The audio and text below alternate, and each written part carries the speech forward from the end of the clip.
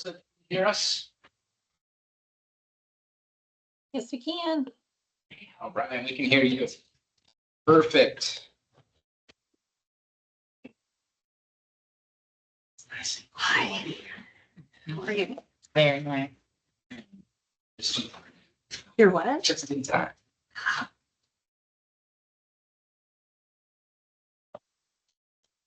forgot what it was like to live in the sticks. Welcome back.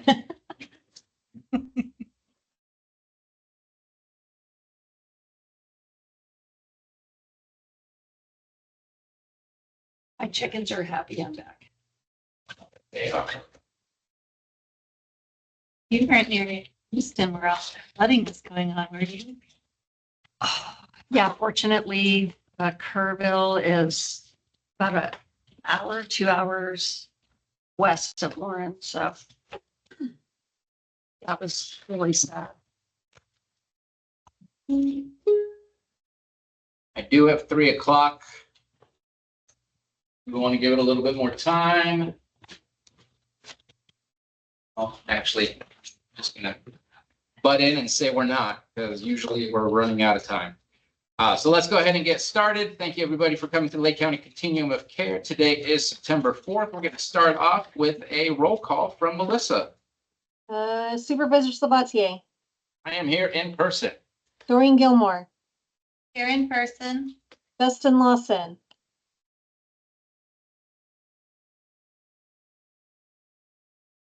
Heather Frawley, present in person, James Murdoch, Present in person. Shannon Kimball Off, Anna Santana, Here. Brad Rasmussen, Rachel Parsons, Teresa Cohen is here replacing her today. Melissa Kopf, I'm here on Zoom, Scott Abbott, You just pulled in.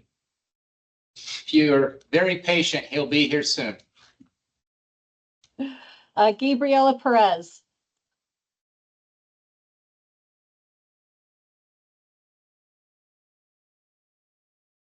Barbara Christwitz, Caitlin Murray,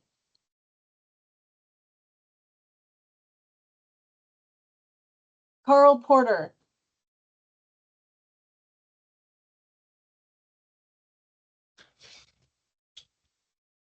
George McKinsick, Janet Taylor,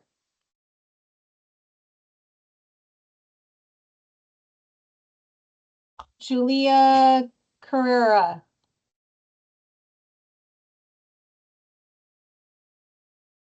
Maria Pertel,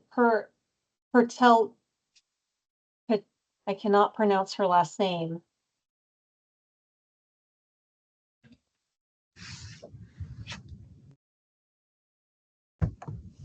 Timothy Cantrell, Petterly is her last name. Petterly. Petterly, thank you, Petterly. Yeah, sorry, I had to look it up just to make sure. Thank you. Probably at the Hope Center. Yeah. Willow Nunez, At the Hope Center.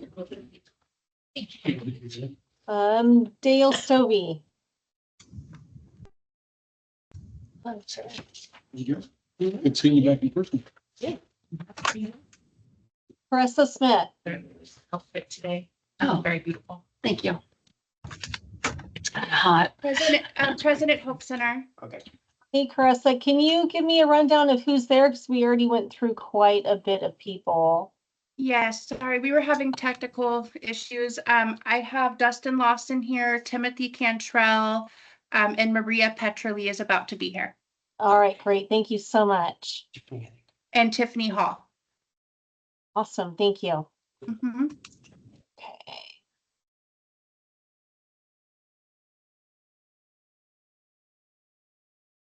All right, Elise Jones. Antoinette Kamalani, Here on Teams. Layla Romero, Present on Teams.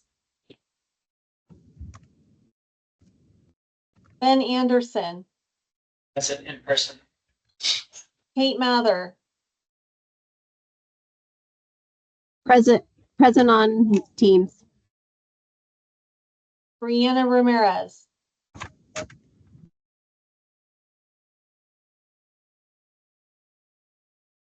Ava Lara, Wendy Mon. Thank you. Wendy Monfrance,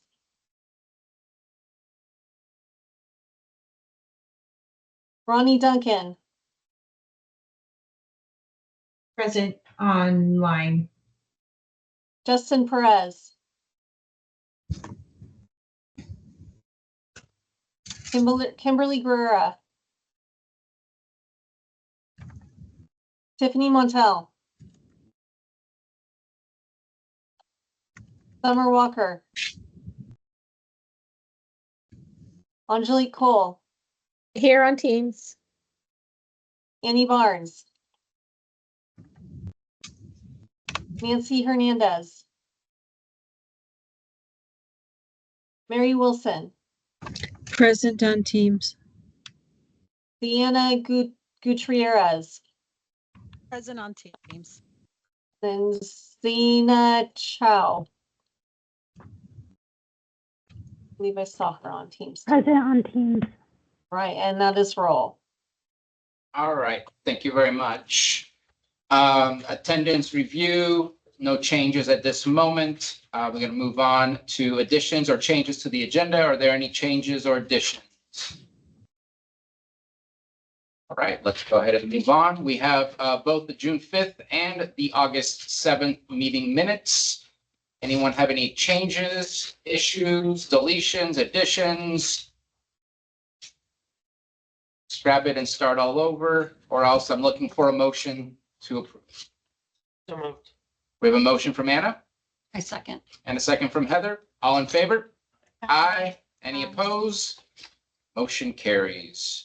Item 2.5, conflict of interest statement. That really will only come in the executive part, but if we're talking about a contract and that's your agency, please let us know and please walk outside of the room until we are done talking about you.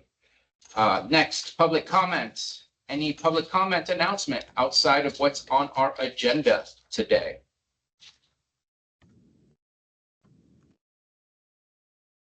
If there's a hand up, somebody just tell me there's a hand up. All right, we're gonna move on to action items. We have a hand up now. Oh, Press that at Hope Center. You're good. Yes, this was public comment, correct? Yes. Yep. Hi, everybody. I just wanted to take a moment to acknowledge one of our lived experience people, Timothy Cantrell. This is actually his last COC meeting. He's moving into housing on the 15th and he's leaving the Lake County area. I wanted to acknowledge the impact that Tim has made on getting the lived experience advisory board off the ground and started. He was extremely helpful in service to us during the pit count, due to his lived experience and his just being Tim. He was able to reach people that we haven't connected with before. He's given his heart to Hope Center and volunteering in this work, and I think that he really deserves acknowledgement. He's amazing. He's leaving to the Humboldt County area where he's going to be helping manage an SLE. And being with his family. He's worked really hard. It's been a really long road. At Hope Center, we celebrate when people move into our housing with a key ceremony, which is going to be on the 15th of this month, is a Monday at 9 a.m. If anyone has worked with Tim on committees and that would like to come be a part of his celebration and to see what a key ceremony is all about at Hope Center, you are invited. But I just wanted to give Tim a warm handoff. This is his last COC meeting, and he's contributed his heart to this group. Yay. Congratulations, Tim. Congratulations, Tim. great job, Tim. And it seems like you're leaving a lasting impact overall in Hope Center, and that's got to feel amazing. And I know that we're all proud of what you've done there. I want to make it there. Can you please, I was trying to get in my email calendar, but it rebooted on me. You said September 15th, Monday. What time again? 9 a.m. I'll send you an invite, Bruno, so you can have it on your calendar. It's already on there. Key ceremony. Wonderful. Thank you. Thank you. Congratulations, Tim. Thank you very much. Thank you. And I know that you've been really helpful also in the COC, as not just in the lived experience, but I know you took part in our pick counts. I think you did 2 years worth of pick counts, if I'm correct. And just No, just appreciate one. your participation. You're I welcome. cut you off. I cut you off. You're welcome. All right. Let's go ahead and move on if there's no Well, further public. hold on, Bruno. I just have a quick comment. It's Carrie. I All wanted to right, Carrie. invite everybody to listen to our recovery radio show. It's amazing. We've had some really great guests on our show. It's on Wednesdays at 2 p.m. It's called Recovery Radio, and you can stream it via kpfz.org. But also, if anyone would like to come on and share a story of recovery, share what you're doing within the community, the whole goal of this radio program is to raise awareness and reduce stigma regarding recovery from anything, from being unhoused, substance use, alcohol, cancer, grief, it doesn't matter. Whatever you're recovering from. We did one show on diabetes. We did one on housing with Bruno and Julie. Dip more, so anything, go ahead and email me and we'll get you scheduled for a Wednesday at 2. And I hope that you guys can listen because it's a lot of fun. I think that last point was what I was about to say, but you took it from me. It was a lot of fun. Thank you for the invite last time. And you get to hang out with Megan, you get to hang out with Carrie, and you get to hang out with Mountain. And Mountain's so kind of a pro on the radio, so he knows how to handle himself. Yes, he does. Yes, he does. And it was a lot of fun having Bruno on. So Always having crazy times together. yes, we are, Bruno. Any other public comment before we move on? I see Dustin loud and clear. All right, let's move on to our action Bruno, items. We have a Bruno, number of. Can I go back to 2.3, please? Yes. I received an email about item number 4.1.3.1, which I had forwarded or replied with both you and Doreen. And the voting membership is already taken for the Department of Social Services, so that needs to be removed. Okay, we will bypass that one. Okay, thank you very much for the reminder. So we're going to move on to 4.1.1. Is Deb Shingu here?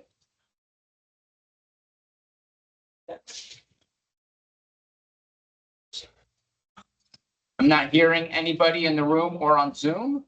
So we'll go ahead and push that one to the following week, month, I mean. Tiffany Hall. Is Tiffany Hall here? Yeah, she's here. Okay. She's here, but that sounded like, over at the Hope Center? Yes, sorry. All Over at right, Hope Center.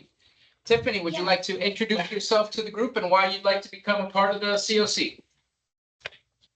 Hi, I'm Tiffany Hall. I'm with the Hope Center. I have experience, lived experience in homelessness, and I am using the resources at the Hope Center to get back on my feet, and I'm in recovery. I'm 5 months and 9 days clean and sober. Right. And I'm very active in my recovery, I just like to get involved with the people in the community, and Dustin is such a great example of good things to come, and I just kind of look up to him, so I wanted to be a part of this. Awesome. Tiffany, I think I met you at the Blue Zones ceremony. I think you were Yes. there too. Yes, I was. You're a little small on my screen, so I couldn't tell. I still can't see the details of your face, but now I remember the name. I'm here though. All right, so we're gonna go down the list and then let's go ahead and do the approvals of all. Because I mean, I've been here not a very long time, but I've never seen us not approve anybody. So let's just go through the rest of the process. We have two folks from Sunrise Special Services Foundation. We have Robin Rodriguez and Anna Peck. Are any of those two individuals here with us today? And back in the room. Robin Both? Rodriguez here on Teams, and I think Anna's over there in the Oh. room with you. There you go. Well, let's start with Anna, who's in the room. Hi, so I'm Anna. My last name is actually misspelled. It's P-A-K. Okay. But yeah, so I'm Anna. I longtime resident of Lake County, been here almost 2 decades, currently based in Kelseyville. I went to school at UC Davis for English and ethnic studies. And then I moved back to Lake County after the pandemic. And so I don't have a lot of experience in homelessness and serving the community that way, but I'm definitely excited and open to learning to support the community here in Lake County. Perfect. We will make sure to change your last name and welcome fellow colleague as an Aggie. Thank you. All right. And Robin, would you like to introduce yourself as well? I think there was a hand up first. I don't know if that person needs to be addressed. I think it was a No, kid. they can wait because both you and Anna are going to introduce yourself and then we'll see if there's any questions. Oh, I see. Hi. Robin Rodriguez. I'm actually here to really replace Annie Barnes, who has served in this committee for many years, as far as I understand, in her capacity formerly as Executive Director of Sunrise Special Services Foundation. I'm stepping in now as the Executive Director, formerly actually a professor at UC Davis, which is where Anna comes in. Anna was one of my students and interns when I decided to leave the faculty so that I could step in to support the broader community in a more full-time capacity. Is why, you know, and specifically here in Lake County, where I've lived here for almost 5 years. So that's why I took on the position with Sunrise Special Services. So really excited to be able to bring some new perspectives as somebody who's done work with different marginalized communities outside of Lake County. Really excited to continue the work Sunrise has already done in supporting the homeless community, as well as we hope in homelessness prevention. Yeah, just excited to be able to take on this leadership role and to serve the community that I've adopted. I'm really happy to be in Lake County and glad that I could reconnect my longtime student, who's a longtime resident, to do this really important work. Awesome. Well, thank you, Robin. I do have a question. As a professor at UC Davis, what was your field of study? Yeah, I'm a sociologist by training, but I was teaching in what was broadly called ethnic studies at UC Davis. And then I continue to provide some strategic leadership support for the UC Davis Labor and Community Center. So yeah, those are sort of my areas. But again, so familiar generally with lots of different issues. And again, excited to be able to take all that theoretical knowledge and apply it more practically. Although I've done a lot of work actually with nonprofits and community-based organizations alongside of my work in the classroom. Awesome. Thank you. I'm wondering if Richie Okino may have taken her classes because I think he was ethnic studies at UC Davis. Entirely possible. Where is Richie? Is Richie in the room? Richard Okino works for behavioral health and does a lot in the community as well. And he's an Aggie who graduated, but I don't know if it was sociology. I don't know if it was ethnic studies or if it was a whole bunch of different things. Just a random potential connection. Yeah, that's a cool Yes. connection though. Thank you. So let's go ahead and we're going to separate out the chair nomination. If it's possible to get a nomination to approve, we have Tiffany Hall, Robin Rodriguez, and Anna Pack. Is it Pack? Anna Pack. I believe those are the only ones who introduced themselves today and who are here. If I can get that motion so we can go ahead and approve their I membership. motion. Dustin. All right, that was from Dustin. Caressa, I'll second. second. We had a second in the room that was beaten by Ben. All right, so we have a motion and a second. All in favor? Aye. Any opposed? Motion carries. All right, we're going to move on to 4.1.5, lived experience youth chair nomination. This is not just a lived experience nomination. This is the chair, if I'm reading that correctly. And I want to pass that on to Dustin. Sadly, she's not here. Well, that just means you're stuck in that chair then. Yes. Well, we're not all that sad about that, but let's keep it on the agenda and we'll move on when we can. All right. He can nominate her and then next month we can vote for her. Okay. Yeah. Did you hear that, Dustin? We have to wait a month anyway. So once they're nominated, we have yeah. to wait a month. And just, this is Caressa. This is for the youth chair position. There's 2 positions open. So Dustin's not leaving us as chair going anywhere. It's for the second chair position, the youth chair. Gotcha. You can't go anywhere, Dustin. Yeah, you can't get rid of me that easy.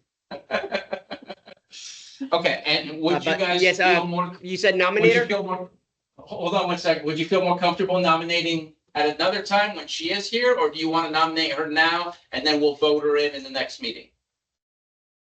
I think I would feel more comfortable nominating her at another time. I just need to check in and make sure that it's still a go. Okay. I appreciate Thank that. And thank you for letting us know that that's a possibility. Yep. All right, so we'll bring that back next month. Next action item is our August 2025 monthly meeting. We're bringing stuff that we weren't able to get to, and we're going to start off with Heather Frawley with Hub Data presentation. Melissa, can I show my presentation? Yep, you should be able to.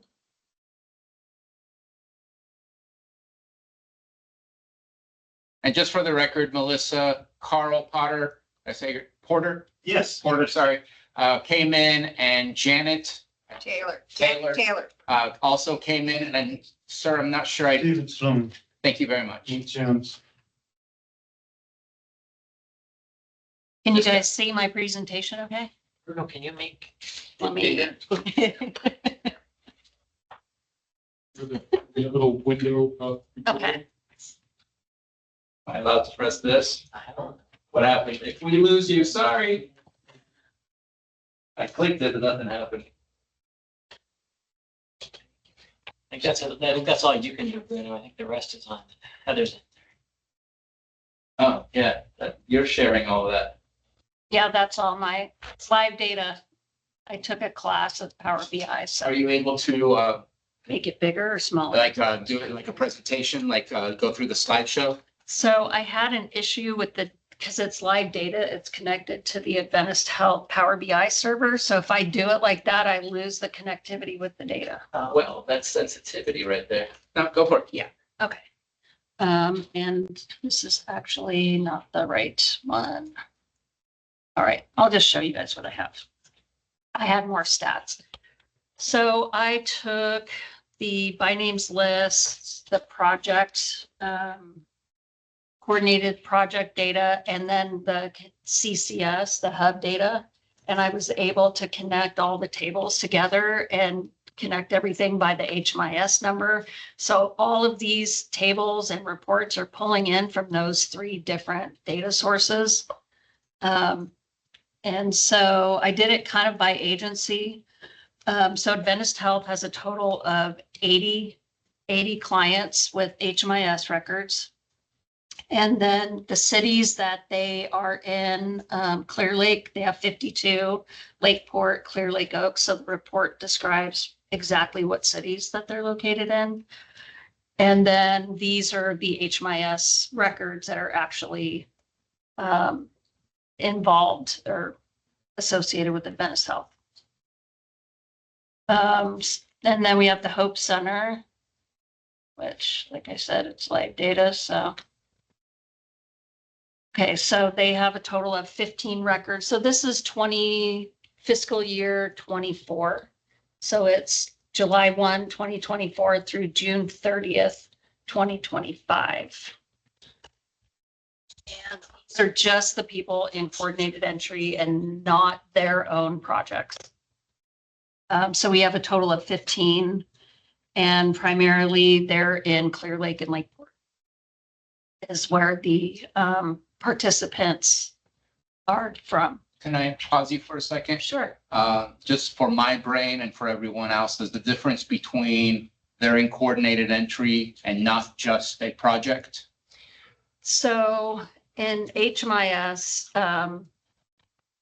most agencies have their own project. And so all of the people that they have, that they're providing services to, if they're usually it's funding, but so they document all of their participants and clients into HMIS. They have a project assigned to them. So Melissa sets the project up. There are specific questions that are asked. So you have an entry question assessment. So, and then an exit assessment. So what you want to see is you want to see progress. So if someone comes in, they're unhoused, they have no income, when they're leaving a project, the ideal thing is to have them housed, income. And so that's kind of the importance of our assessments. And so the Hope Center may only have 15 people in coordinated entry, but there's probably a lot more in their Hope Center project. So, May I ask, and this is there duplication between if somebody's in two different projects? So not in this report because my data was specific for only coordinated entry. But each project could, because they're based on funding, could be touching the individual twice. Yes. So you could have like what you're offering, Teresa, which is that there's duplication within separate projects. Is that what you were asking? Yes. Yeah. Okay. Thank you. Ready? Yes. And then we have whenever we get notified that there are, there's somebody in coordinated entry that's new, we put them into hub intake.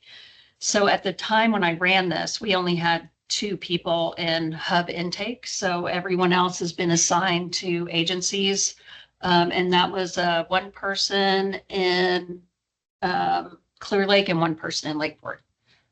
So we really tried to, at least within a few days of them entering into the hub, we try to get them assigned to an agency. Sometimes sooner if it's emergent, like people with kiddos. Lake County Behavioral Health, they actually have 76 clients entered into coordinated entry. And they're basically in almost every city except for maybe Middletown. And I don't see anybody in Lucerne.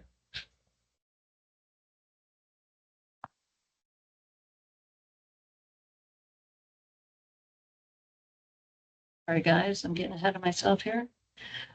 So Mendocino Community Health Clinics, which is Lakeside or Lakeshore? Lakeview. Lakeview, got it. Formerly Lakeside, but there was 20 things named Lakeside.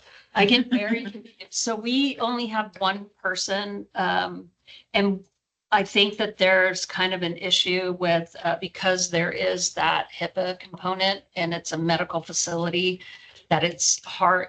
I think we ran into roadblocks with sharing information, being able to use the hub. So they have 1 person that's in coordinated entry.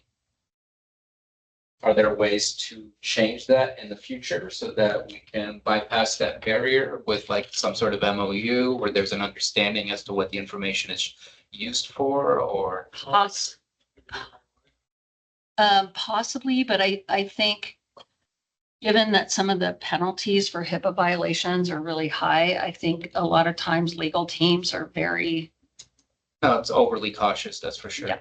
They're risk adverse. But a release of information signed by the client, take care of it. I think the release though would have to cover every agency involved. You say Does that mean that HMIS is not HIPAA compliant? I'm sorry, what was that? Is HMIS not HIPAA compliant? The way that HMIS is set up, it is with the expectation of being HIPAA compliant. They aren't. All the standards in HMIS all refer back to HIPAA compliance. And I mean, like I could do a whole presentation on the security and privacy standards that we have for HMIS end users and the requirements that we end up having as a COC for the end users. And they are very aligned with HIPAA. As far as the ROIs go, the way that we have the ROI set up is if a participant signs the ROI, it is covering anything that involves the participant finding housing within coordinated entry and HMIS. I'll follow up on my end about what the roadblocks are. So there's probably a way around it. In the MOU that's currently with Adventist Health Legal, we talk about the High Tech Act and HIPAA compliance. So that's all in our MOU. So I don't believe that anyone should be able to look at HMIS and get very specific granular information like names. Like we can get number of folks who are experiencing homelessness that have these specific, they're veterans. Here's boom, the number is 12 or whatever the case might be. But if it's to provide a referral through HMIS, that to me is disclosure, which is allowable in HIPAA to provide specific information because that's who's going to take care of something that was provided to us information. So I just feel like there's somewhere in there, there's some ways to maybe help understand how that information is gathered and shared with random agencies like us right here. This is a public meeting, very broad numbers, no specific information. But when it comes to referral, there's disclosure because we're referring them to see somebody who's going to help them in the care that they need. And it's covered under HIPAA, under continuity of care. So. Yeah. Well, if you're a HIPAA organization, if you're a healthcare organization, we have community-based organizations here that are healthcare organizations. True. So HIPAA is really applies to folks that are healthcare organizations, like Adventist, your clinic or behavioral health. So that's why uses of information provided. There is some sensitive data in the hub. Right. I mean, there's sensitive. There's a health-based information, and then there's personal identifying information. HIPAA is really concerned. That the healthcare encompasses personal information. It's like a Venn diagram, overlaps, but it's not quite. So. I think too, like the data security piece, it hasn't always been in the forefront of like most community-based organizations because it's only recently that they've had the tools and access to like software. And so kind of knowing how are you going to protect my patients' information if we share? So I think they have a right to be concerned. Do you have any idea how many, because it's close to Hamilton Haven, so do we have an idea of how many people might be accessing care through Mendocino Health Clinic that might not be reaching? So they were a referral point for coordinated entry. So we were referring people to them. And so I'm still referring people to them, but just they're not being indicated in the hub that that's their person. So even if we can't add stuff to the hub, we can say we have 7 people or 5 people. We should be able to, there's no PHI there, no personal health information there. Okay. So I'll talk offline for it. Okay. Awesome. Thank you. And NCO, they have a total of. You're not sharing anymore. Am I not? I go. Somebody knocked you out. I don't know. Wasn't me. It was you. It was you.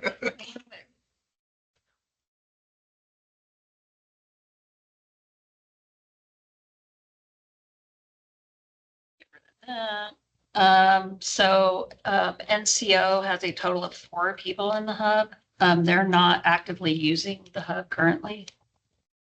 And only 2 of those people look like they're entered in coordinated entry for some reason. So, but they're on the by names list, so that means that they had a vulnerability assessment. So It should be increasing with a new contract. what was that? And we should be increasing with a new contract. Yes. But with the personnel issues, it's been kind of hard to. And in the contract and outside of the contract, we made that part of our performance review. We are supposed to have meetings every 30 days with them to try and resolve that. I know Melissa's been working on it. Okay. The data started out really bad, at least a few months ago. I believe that there's efforts. Again, there might be some revolving doors of more staff that I'm not aware of. But we'll try to keep up on it because we got to do better. So a fun fact about this report is the background is AI generated pictures to music. So that is what AI saw musical pieces as. So I used it behind all so it's like a symphony, like everybody does the right thing at the right time and we help our people. It's like AI is a big thing. Kind of cool. So I tried to coordinate the colors, but all right. So RCS has 51, and they're pretty spread out throughout the county. So they have people in Clear Lake and Lakeport, Clear Lake Oaks and Kelseyville, Nice, Upper Lake, and Middletown. Project Restoration House. This has improved, but for that year, we had 4 people in coordinated entry from PRH. And Clear Lake and Lower Lake were the primary locations the residents said that they were from. And then Solano Women in Medicine, they have 27 people in the hub. And they're all on the by names list. And they have a footprint all over Lake County. So Clear Lake, Lakeport, Clear Lake Oaks, Upper Lake, Hidden Valley. And then that's it. That's all I got. I got a commitment this week of the Nest to use HMIS. What was that? A commitment from the Nest. Sorry, I'm having. The Nest from Lake Tamlis. Oh, are they? Yes. So the Nest is going to be entering people. Yay. Okay. So we'll give any agency is in HMIS, we support. I'll show it to you once this meeting is over, if you have time, the stats. It didn't save to this for some reason. I'm not sure why, but okay, that's all I got. Any questions? So I do have a question to behavioral health and social services. I know it's fairly new, at least in the last, 3 months, that behavioral health has really been pushing for HMIS information data to be put in there. How is that going? I had asked last time, and I know that social services was just starting to work on that, I believe. What do you guys need? Because there is capacity that is required in order for all that to happen. Sometimes it's double input that happens in your system, then is required to be put in this system. I know LCCoC has that same issue that they have to deal with. How's that going? And is there a need that is unfilled right now in your the resources you need to be able to make this happen? For behavioral health, we're working up. We did some streamlining. Also, signing roles. So I think progressing. For social services housing programs, we are training our staff. I've got 2 new people that have just come on board, and so we're up and running, and they have licenses now, so we've begun putting them into the system. It would be really helpful if there was a handbook on how to use the system. We've had a one-day training, and I think my staff still have questions, and so I do appreciate the fact that you have office hours. That's really nice. Yeah, keep using Melissa and Heather as much as possible. Sorry, I don't mean to offer you up like that. But I know that they would have the majority of the answers. I don't even know if it was an LCCoC that does it. I don't know if they would have the answers. Could be Melissa. But yeah, Melissa. And so if you come up with some sort of barrier that is hard to overcome, bring it to us. Let us know. I don't know if it's financially, I don't know if it's something else, but let's figure it out. I want to make sure that we're all able to tap into that system and make sure that everything we know is on there so that we can get them to where they need to go. So thank you. Any further questions or comments? If I could make a comment real quick, just to kind of piggyback on both behavioral health and the Department of Social Services. I will say that I have been conducting more trainings with both agencies. I had one, I believe, last Thursday with both agencies to be able to provide more support and services. There is also the office hours, which people continue not showing up for, but it'll still be there for people when they need it. And I also I haven't been able to really get to the the CES committee meeting much this month. But when I am there, I'm trying to push for us to figure out how we're going to start distributing the guest licenses. Because one of the things that Teresa mentioned last month was that they need more licenses. So we still have to establish a protocol behind how we're going to be addressing guest licenses. And I'm hoping that next Tuesday we'll end up finally making some headway there. I know that Heather and I kind of talked about potentially bringing on supervisors and having them come in and pitch how many licenses they need. So we can really get into kind of the weeds of where people are at within their agencies and how many licenses are needed. So that way we can make sure we're supporting them on our end from an HMIS perspective. Oh, that sounds good. Again, keep us posted. Let us know, especially if we need to make changes. I don't know how many, what's our limitation on licenses right now? We have 25 standard licenses. Those are typically reserved for supervisors and coordinated entry staff. And then we have 50 guest licenses. So those really are the licenses that we have available to distribute. We just made a change this year within LCCoC by switching our contract from 35 standard licenses to the 25 and adding the guest licenses. We ended up saving money as a COC, and we were also able to add another admin license too. So we have a lot more licenses to play around with, and we're paying less money for the contract also. Well, let's figure out how to use the ones we have, and if there's a need for more, just keep us posted. All right, we're going to move on to 422. Melissa, Heather, 3 years. Heather had her hand up. I just wanted to thank the peer support centers because we did another training and they're using the hub to document when someone comes in for services. They're able to document what they're there for. So I've seen some of the notes and I'm very excited. So. And I don't know I think that the staff at the Oaks still needs some training, but their internet's been down ever since the training that we had. So they have not been able to, do anything. We're working on getting that fixed, but I know they were having some issues. So I told them to get a hold of you. Okay. But yeah, it's exciting. Isn't MediaCom across the street? Yeah. Well, I could. Yeah. Totally send them right. I don't know if I was supposed to mention this now, or at least I wanted to mention it sometime today, or if it's after the presentation from Melissa. But I noticed that she sent out some monthly reports. I don't think it was a monthly, even though I believe she wants to do this monthly. It was from January 2025 till now, and it's just a report of here are your numbers, here's what's missing in your data, so that we can go on a monthly basis on knowing what needs to be cleaned up. That way, when we have to put in our final reports for the year, we're not scrambling to clean up everything all at once. So I appreciated seeing that. Please be proactive in responding to Melissa's emails, because it just makes all of our work so much easier when we don't have to try and fix everything all at the end of the year before everything is due. Moving on though, 422, Melissa, 3 years of HMIS data.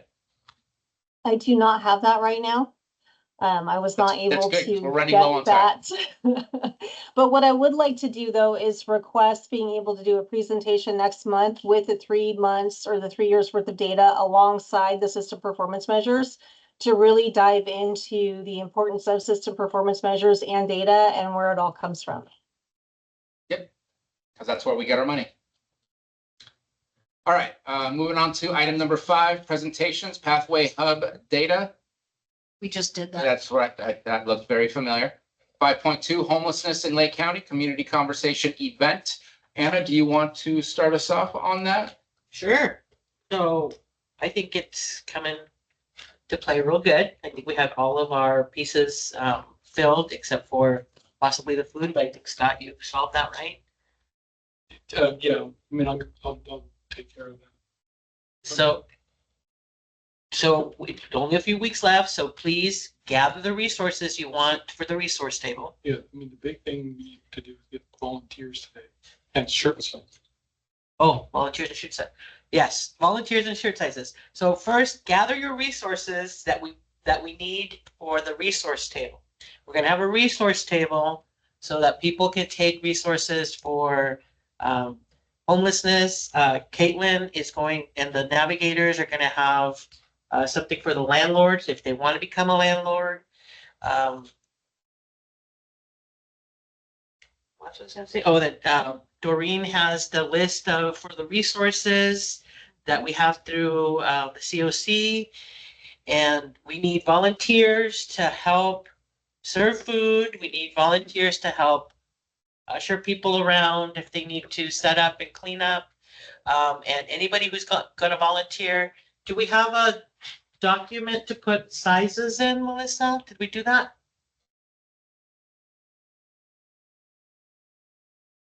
Melissa has temporarily logged off. Okay. I think that what we can do is we can have Melissa send out an email. And if you're going to be there and you want a shirt, then just tell us your size. And if you don't, then you don't get a shirt. Right. Simple as that. I will emphasize as the person who's in charge of ordering the shirts that we need that information soon. We cannot wait. Yeah, that is coming up very close. That is this month. So we are going to be reaching out to a local print shop to do that, which is great because it looks like we can do all that online. I just need numbers and sizes. Let's try to get it by Tuesday, Wednesday at the latest. Tuesday would be better. I like Earlier is always better. Yeah. So we'll have Melissa email after this meeting or tomorrow in the morning. And hopefully Melissa can, yeah, she's back because she unmuted. And so if you can send out an email to the whole group asking who's going to be attending and who wants to wear a COC shirt. And then offer the sizes. Let's get that back to Melissa and Megan by Tuesday at the latest, or else, sorry, no shirt for you. And what about the agency representatives? Do they get a shirt too? And do we have our agencies confirmed? Maybe you could mention who they are. So the agencies That might be there to answer questions. Who is on the panel? So the panel is going to be for the agencies themselves will be RCS and Adventist Health, basically our two major shelters in the area. We're going to have Jay and myself will be kind of hosting the whole thing. We're going to be doing the kind of the intro and the overview of the COC and what we've been doing, kicking it off to the two agencies and then kicking it off to the lived experience. I know we have Robert, I believe, I hope I got the name right, from Hope Center. That has prepared a really, I get thumbs up here, a really awesome statement that he's planning to make, a speech in reality. And so I'm looking forward to hearing from that. I don't know if Senya has, I missed the last strategic planning meeting. I apologize for that.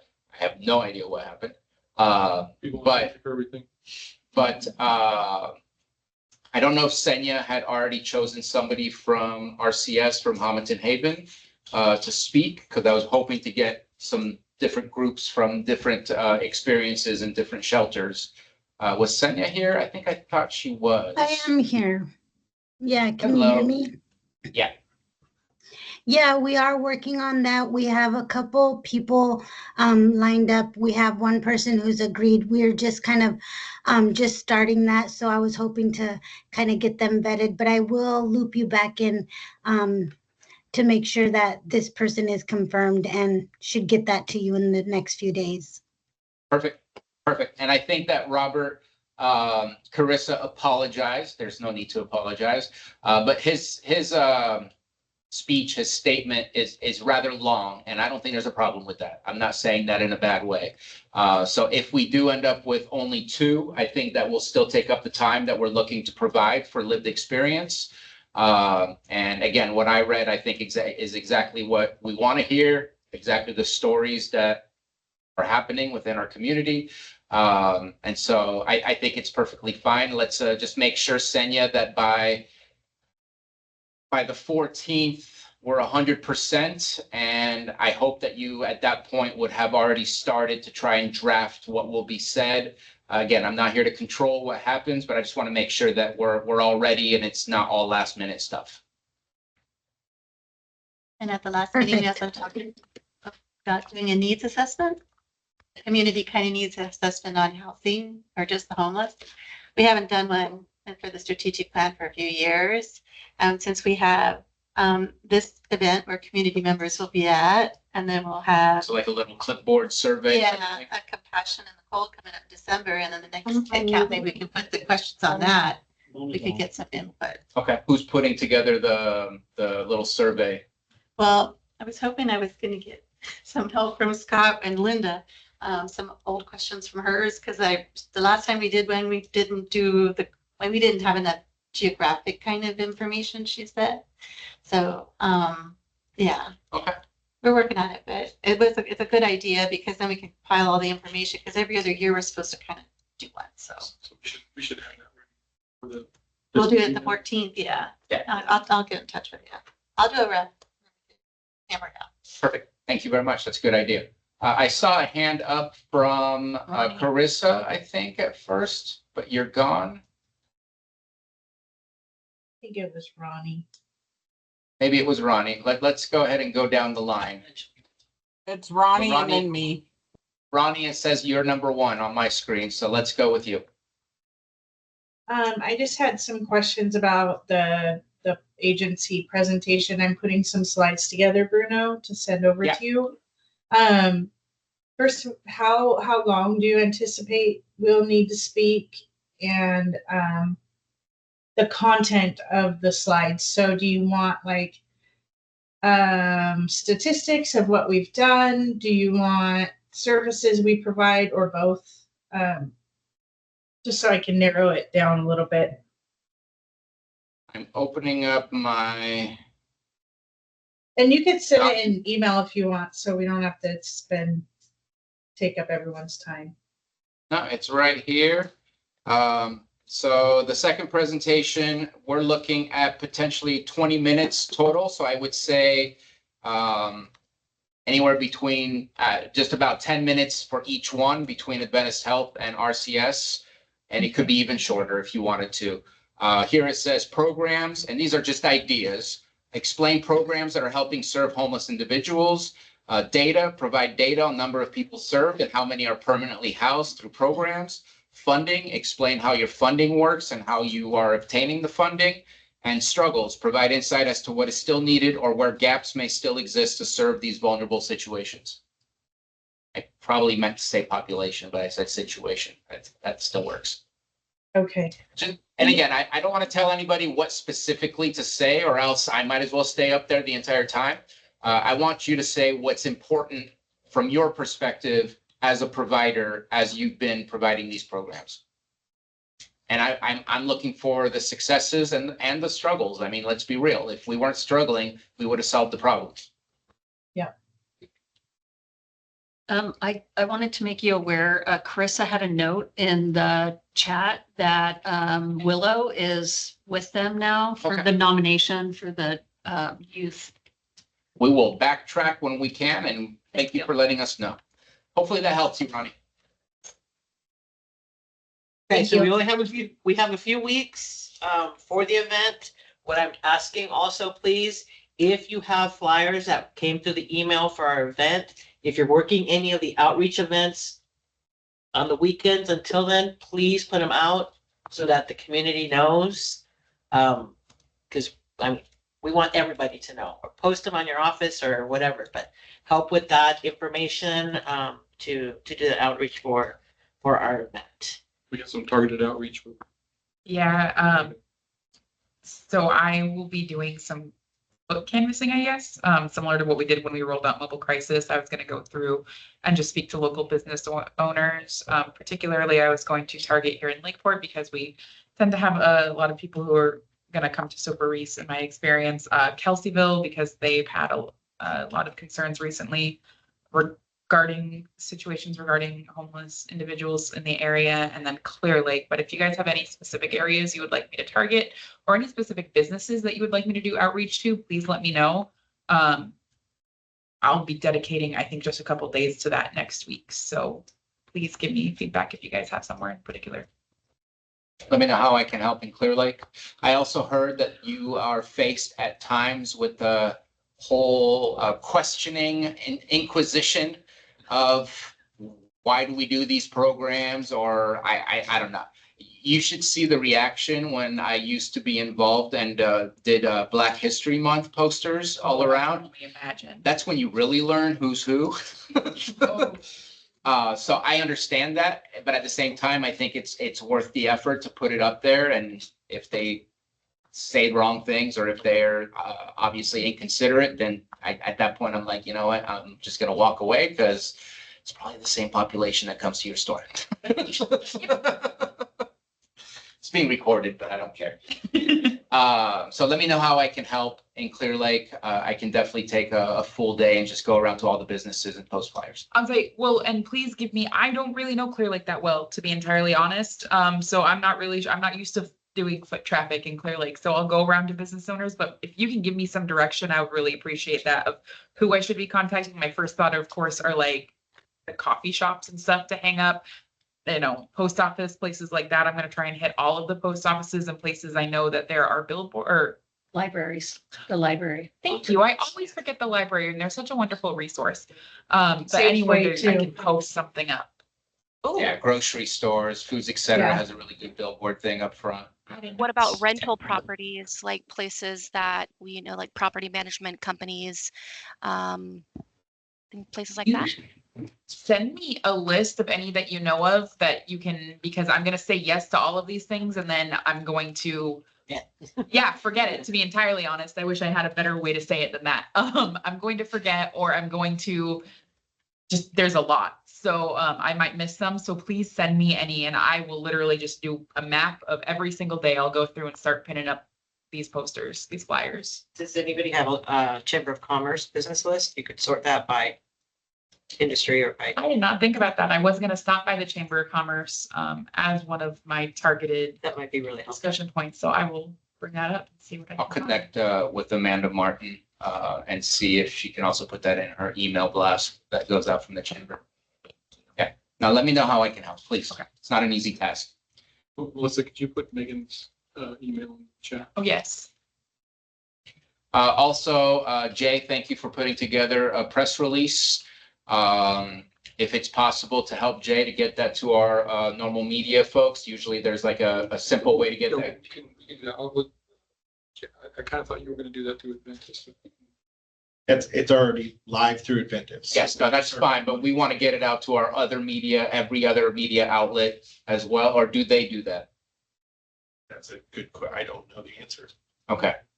Can you find out if it goes out to our local media? And if it doesn't, then let's make sure that press release goes out. And I think it's still timely. You want to give people 2 to 3 weeks. You don't want to say it too early or else they forget. And you don't want to say it too late or else they can't organize their calendars to be there. Yes, I mean, the county has a way of pushing stuff out too for press release. So I did see it all over social media.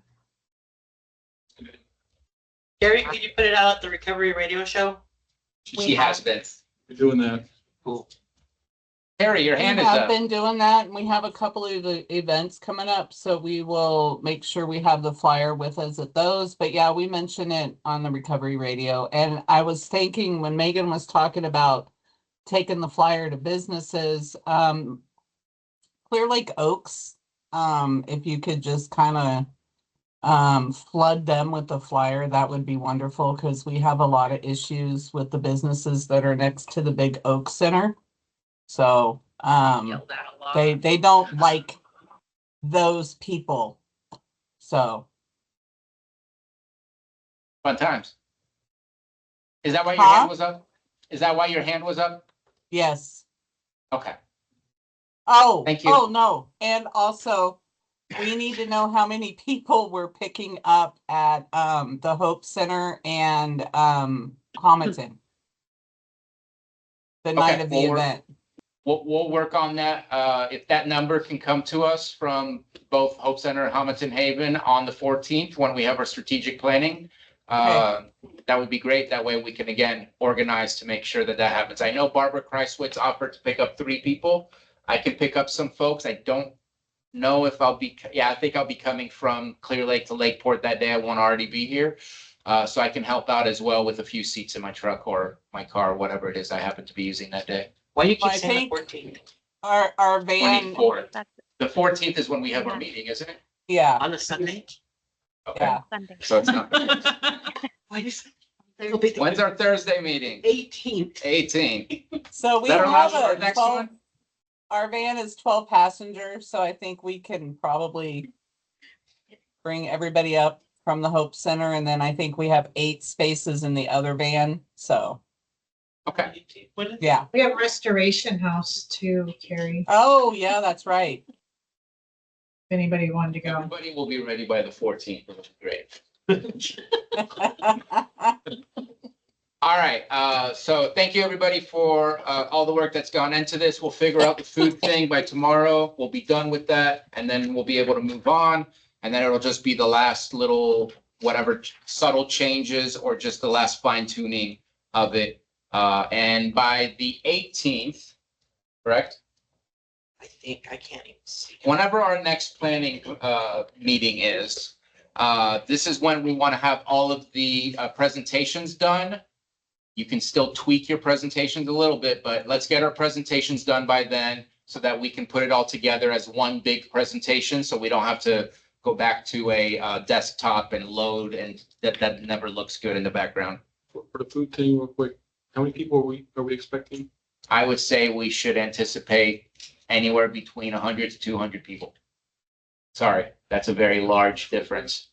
This is at the old theater here. So Paris, yeah. Do all those chairs come out? Or are you putting tables in, or what was the plan if you're having? Well, there's the stadium seating in the back, and then chairs that we'll put up in the front, because we don't want to, we don't want a huge separation, and we asked for the stage to come out as far as possible. We want this to feel intimate, not like the people on stage are special and different, and we're just gonna hang all the way back. So we're really trying to be as close to the audience as possible. So we'll have chairs all the way to the beginning. And all you the can way to the take front. food in there, or it's snack food type thing? Yeah, it'll be easy, simple stuff. So. All right, we're gonna move on. Next, Carissa. Compassion in the Cold.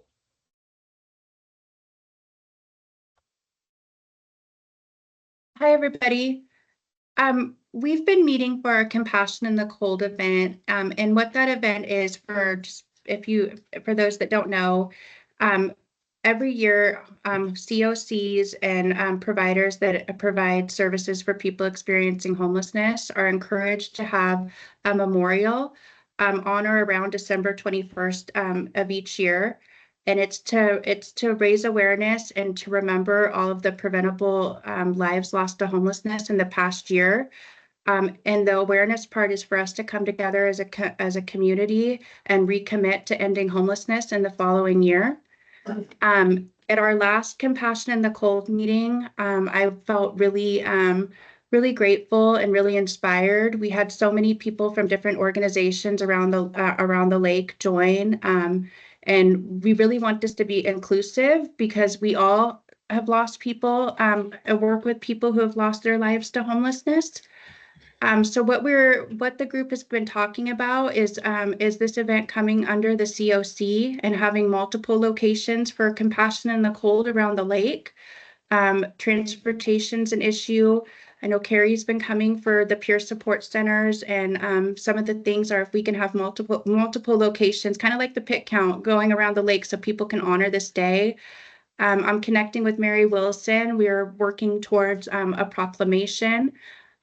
We want to continue to invite people to join us in the planning, and we really want something to come out of it. And some of the talk that we've had coming out of it is really an extension to the town hall, collecting data, hearing feedback from people experiencing homelessness and from our community about what people need, what the barriers are. So we're hoping that we can do, some kind of analysis and collect feedback, and then, have a segue into the pit count. And so we can really, really dive into what our community needs and make real change.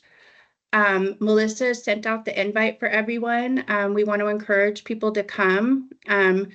But I think Melissa wanted me to bring this to the COC level because COCs are encouraged to have this memorial. So there's some talk and a lot of feedback from the people that are joining about this event going under the COC. So that is why I'm presenting it. Are you asking for some sort of approval in the next month to make it a COC event, or you're just looking for participation? Participation and maybe both. I know that there's been feedback in the group about this coming under the COC. So I don't know if that's something the executive committee talks about. I don't know if that's something, I don't know this process very well. So forgive me for still learning. But there is participation in the group that would like to have this under the COC and have multiple locations. Okay, well, before next month's meeting, let's have a conversation with you and anyone else that you feel is on the, and I'm putting air quotes, leadership team of the Compassion in the Cold. And let's meet with Scott and Melissa and see if that's something that we can do. At the very worst, if that is something we can do, it might be for next year rather than this year. I don't know. But let's have that conversation and see what we can do. Okay, and what we really do want to do is partner with the strategic planning committee and have a continuance of, I know that you guys are getting feedback at the town hall meeting, and I don't know what that data collection is going to look like and what those survey responses are going to be, but we would like to follow up in the same capacity with Compassion in the Cold.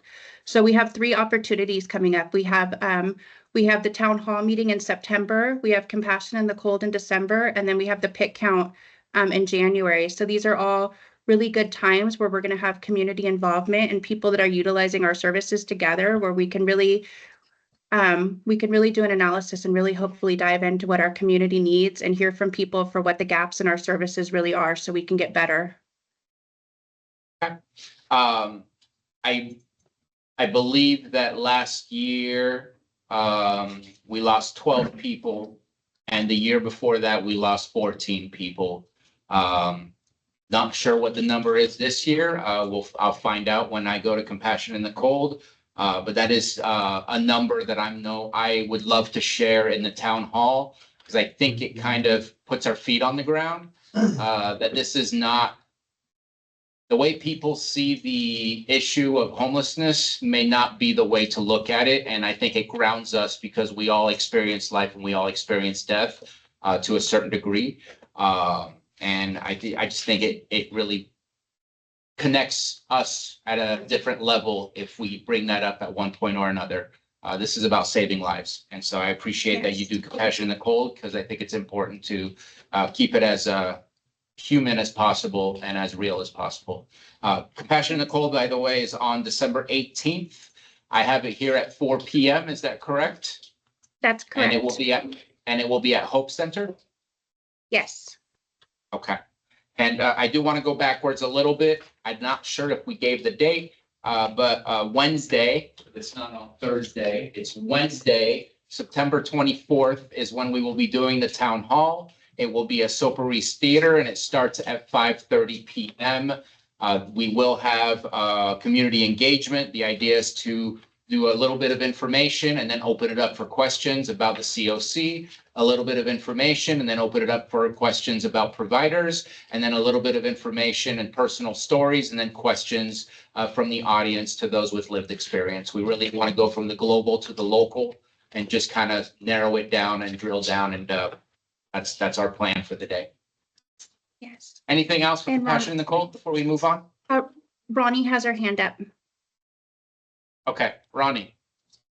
Yeah, I just wanted to touch on the numbers of people who've passed away. Those numbers are based on our our professional relationships with the people that our team has worked with out there that we're aware of have passed away. Right. And maybe something that can come out of Compassion in the Cold and support from the COC is looking systemically at how we can capture these numbers better to tell the story. Because there are a lot of people that pass away and it's just not captured. They're not identified as unhoused. They may be just somebody that was found out in the streets, but they don't know. And we're not aware of them passing. So I hope that, in the end, this leads to a positive outcome. And I also wanted to say we lost somebody in the Oaks recently, a very well-known individual that a lot of people cared about. And we are working on putting on a memorial service for that person. He didn't have family that was around. So if anybody knows who I'm speaking about, then reach out to me and I'll connect you with the right people. Thank you, Ronnie. Keep us posted on that, please. Caitlin. So we want to. Oh, so sorry. Let's go with It's Caitlin okay. first. Okay, in the past, there was a collection of jackets and I believe blankets. Are you planning on doing the same collection of items this year, Carissa? Absolutely. Absolutely. We are collecting items at Hope Center. Jackets, blankets, socks, warm weather, more things to help people survive the cold weather. Absolutely. And at the event, it's open for everybody. We'll be serving chili again, hot beverages, and have those things available for people to get what they need. So I started a sock drive at my former employment with North Shore Villas, and we put together some blankets and jackets this last year, and so this year I started the sock drive, and so I plan on continuing that momentum to bring to this event. So I have a house that could be a place to gather and collect, and I will drive and get it after hours. So just please keep me in mind to help at all with those things. Thank you, Caitlin. Thank you, Caitlin. And Go for it, Carissa. I cut you off. Yeah, we really want to be conclusive. This isn't an Adventist Health event. It's not a Hope Center event. This is something that our whole community shares. So please come and let's work on this event and the planning, everything, the way we do things. It's not rigid or set in stone. We really want to be inclusive and we really want to invite everybody and joining together as a community and working on this event. So please continue to show up. I know Melissa sent out the invite for everyone and we love having you and appreciate you in the planning. Thank you for putting it together. Any questions, comments before we move on? All right. We're going to move on to committee updates. We're going to skip Heather because she already talked today. We're going to move on to Jay Murdoch, Interfaith. Yeah, so in our continuing saga of If You Give a Mouse a Cookie, we continue to figure out the best practices for how, when, and why to roll out things to our local churches. And it turns out sometimes big is good. So I talked about this last time we met. The Safe Parking Initiative continues to be something they kick around. I get to meet with them again for lunch on September 17th. That is the main topic of interest, is starting to build what this grant summary will be, what they're asking for, what it needs to look like in order to make it something intuitive and helpful and as non-intrusive as possible. So we'll get more information on that. But Caitlin brought up the idea of what are we doing with blankets, socks, all these warm things. Has anybody checked your weather app for this week? Anybody looking ahead? It's going to be in the 70s. Oh, Bruno. a high of 74 by Tuesday, Wednesday, and a low of 54, which is super exciting for just cooling things down.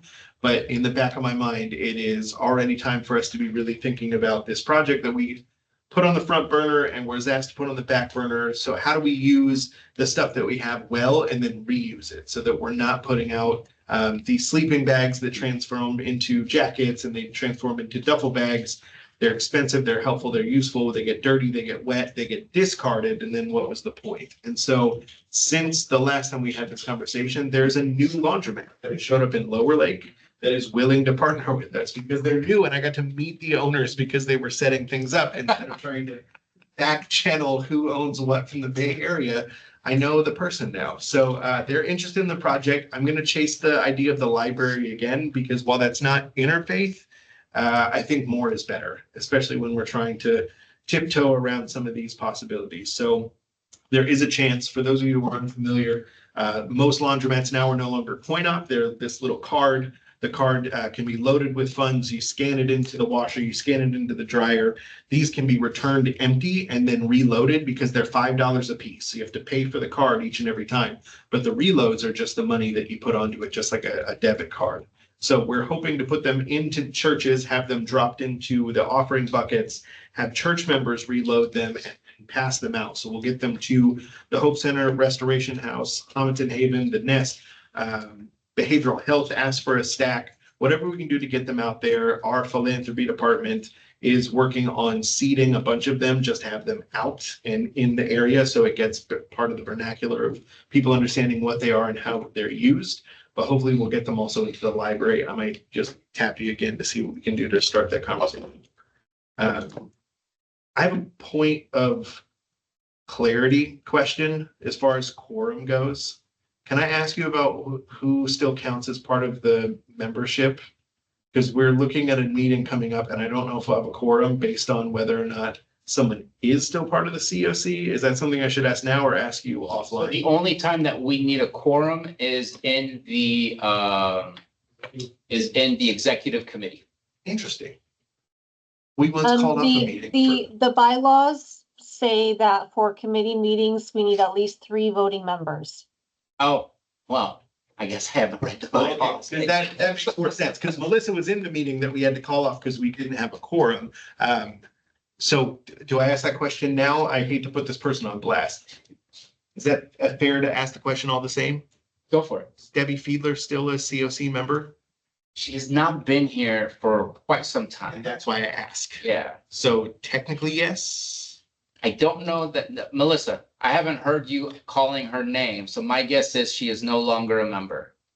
No, not at this time. She hasn't been here for a while, so unless she's showing up to the interfaith committee meeting and participating, then at this time, because she hasn't been showing up to this meeting, she's not a COC member. Is that so, Melissa? Is that an if then? If she comes to the committee meeting, she's back in? When is your committee meeting? Well, that becomes the question. We're trying to figure out who and what schedules we're overlapping. And if she's one of them, then I want to make sure she's included. How about work with Melissa after the meeting and let's see what's possible. And please CC me so I can do what I can to help. Sounds good. Melissa, I'll reach out. I got one more. I had a conversation with Lake County Behavioral Health. This is another one of those like part of a cookie that I'd like to put in front of our mice. We have somebody who is, her name is Kendra. She does something called QPR, which is a way of helping people through their mental health distress. Question, persuade, thank you, and then resource. And I went to her training just to get a look at it, hoping to put this in front of our faith leaders. It's just another tool in the bag to be able to say, are you on site at the church? Is somebody going through a mental health crisis? If so, here's another route to it. We already had Megan come through and talk about her superpowers and all these things. She has a team and what do we do if we need to call out? But there's also a way for them to help there. So if we can continue to equip them, all the better. This is a short little seminar. There's another larger version of this that she calls the mental health first aid training that I'd love to get them into. But again, I'm going to give them a part of a cookie, and if they like it, we're going to feed them the rest of it later. So as we get more information there, that will hopefully equip them to be a part of the conversation for the safe parking, for the starting to use their buildings, starting to park buses, starting to use their church. You know, I'm in the hope and dream still, but that's where we're at for now. I'll know more after September 17th. Those trainings by Kendra are available for anyone in the community organization that would like that. We've done it, you know, for example, we did it at Hamilton Haven. I think we've done it for the Hope Center previously. So anyone who, you know, that's here can have that for the organization. Thank you, Jay. Thank you. Any questions? All right. Performance review, Carissa, I don't know why you're still there. I think that's shared between me and Heather at this moment in time. But performance review has not met. We will meet again. I believe it's this month. Am I correct, Melissa? I know November is when we do our big review, but I think we needed to meet the month before. And I forget if that was this month in September or if it was October. I'll have to look at my calendar and see. Okay. Well, we're planning to have a planning performance review session and then have our 6-month evaluation of current contracts or closed out contracts. And I believe there's 3 or 4 that were on the list, if I remember correctly. So at this moment, nothing to report. We don't have Pastor Shannon, but we do need to start looking at organizing once the town hall is over, looking at the point in time and organizing that for January. We had a strategic planning session already, so I'm gonna skip Anna if she doesn't mind. And then administrative entity reports, anything from Scott or Melissa? I'd like to kind of go back to the strategic planning for a second. We talked about at our last meeting about the importance of getting our equity work group going again. And, you know, would like to, and we want to talk about it here. Saying that that's something you're interested in. We have to do it. Have to do it. Yeah, it's not just interested in it. It's something that we have to do according to our bylaws. And it, we've been kind of saying neglecting, but we kind of forgot about it a little bit. We need to get that refocused again. It's reports underneath the strategic planning meeting. And so it's something I'd like to bring up to discuss. If we could do that real quick. So I think what we really need to do is just get it organized. It's like you said, it's under strategic planning, because I know it got absorbed. So that's where it got absorbed, was in the strategic planning. Right. The idea, if you remember, is why can't, would it be possible that the exact group that's in strategic planning, when they're done with the strategic planning meeting, that they get into the equity? They could, but it's also, you know, kind of going beyond that is it's also, you know, according to our bylaws, they report to the strategic planning group, but they're also ingrained in the other committees as well. So that's not going to work. So and except for Dory, because she's everywhere. We also talked about it in terms that, you know, there is some overlap, maybe some good overlap with our lived experience group.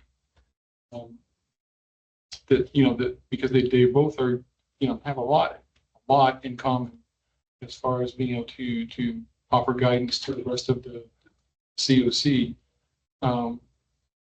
You know, same kind of processes of looking at, you know, what we're doing through a particular lens, whether it's lived experience or equity. But equity, you know, lived experience is part of equity.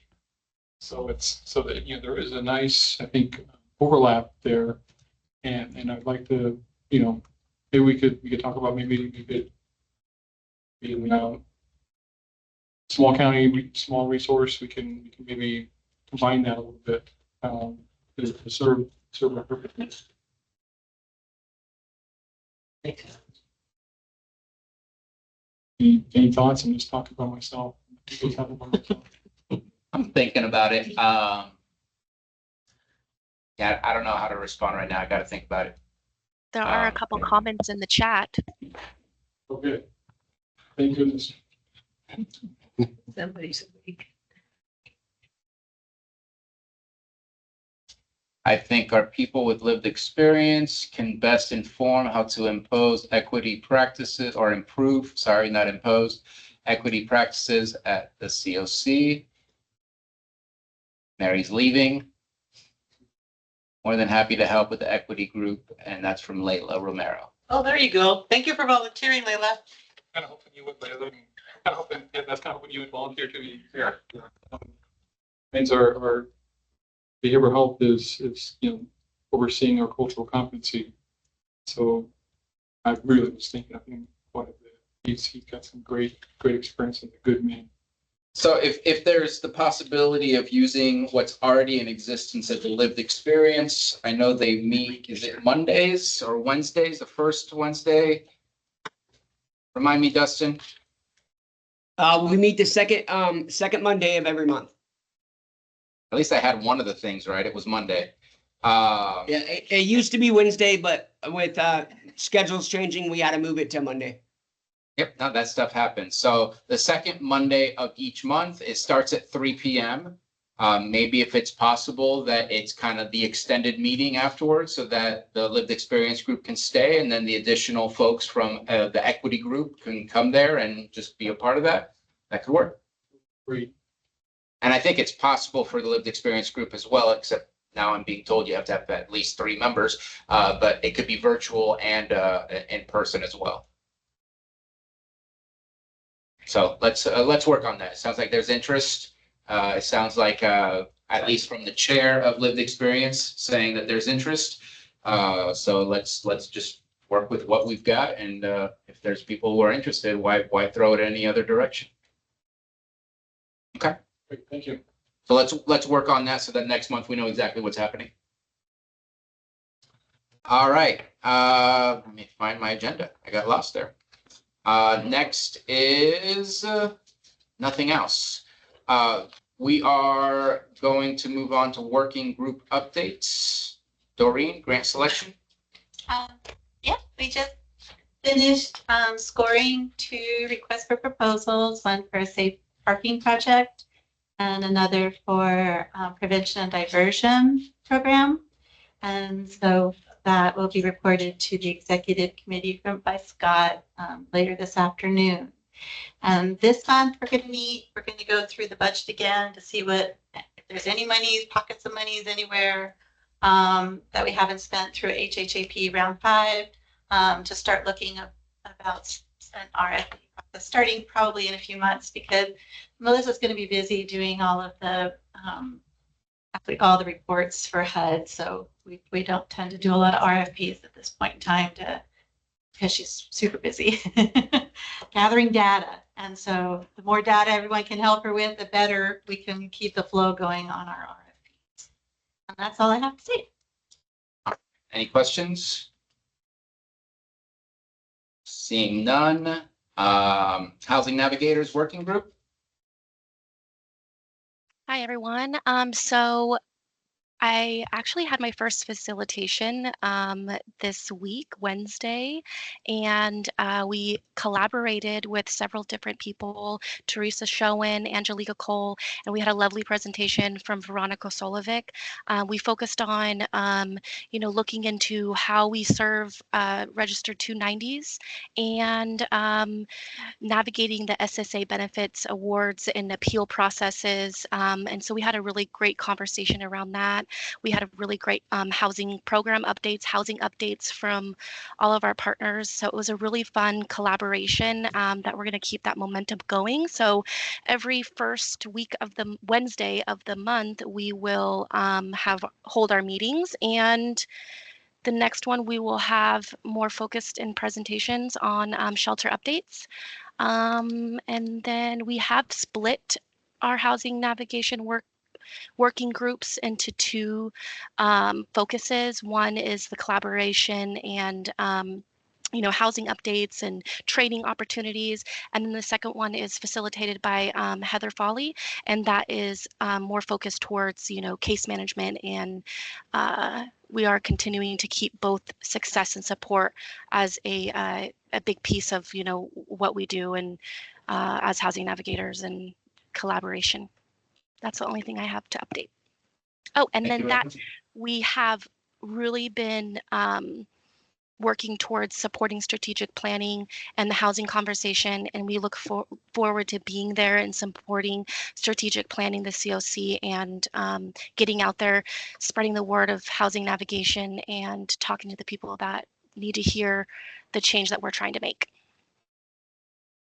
Thank you very much, Caitlin. Any questions? Follow up? It was great. I was really impressed. Yeah, she did a really good job. All right. Thank you for what you do in that group. Next is lived experience. Dustin.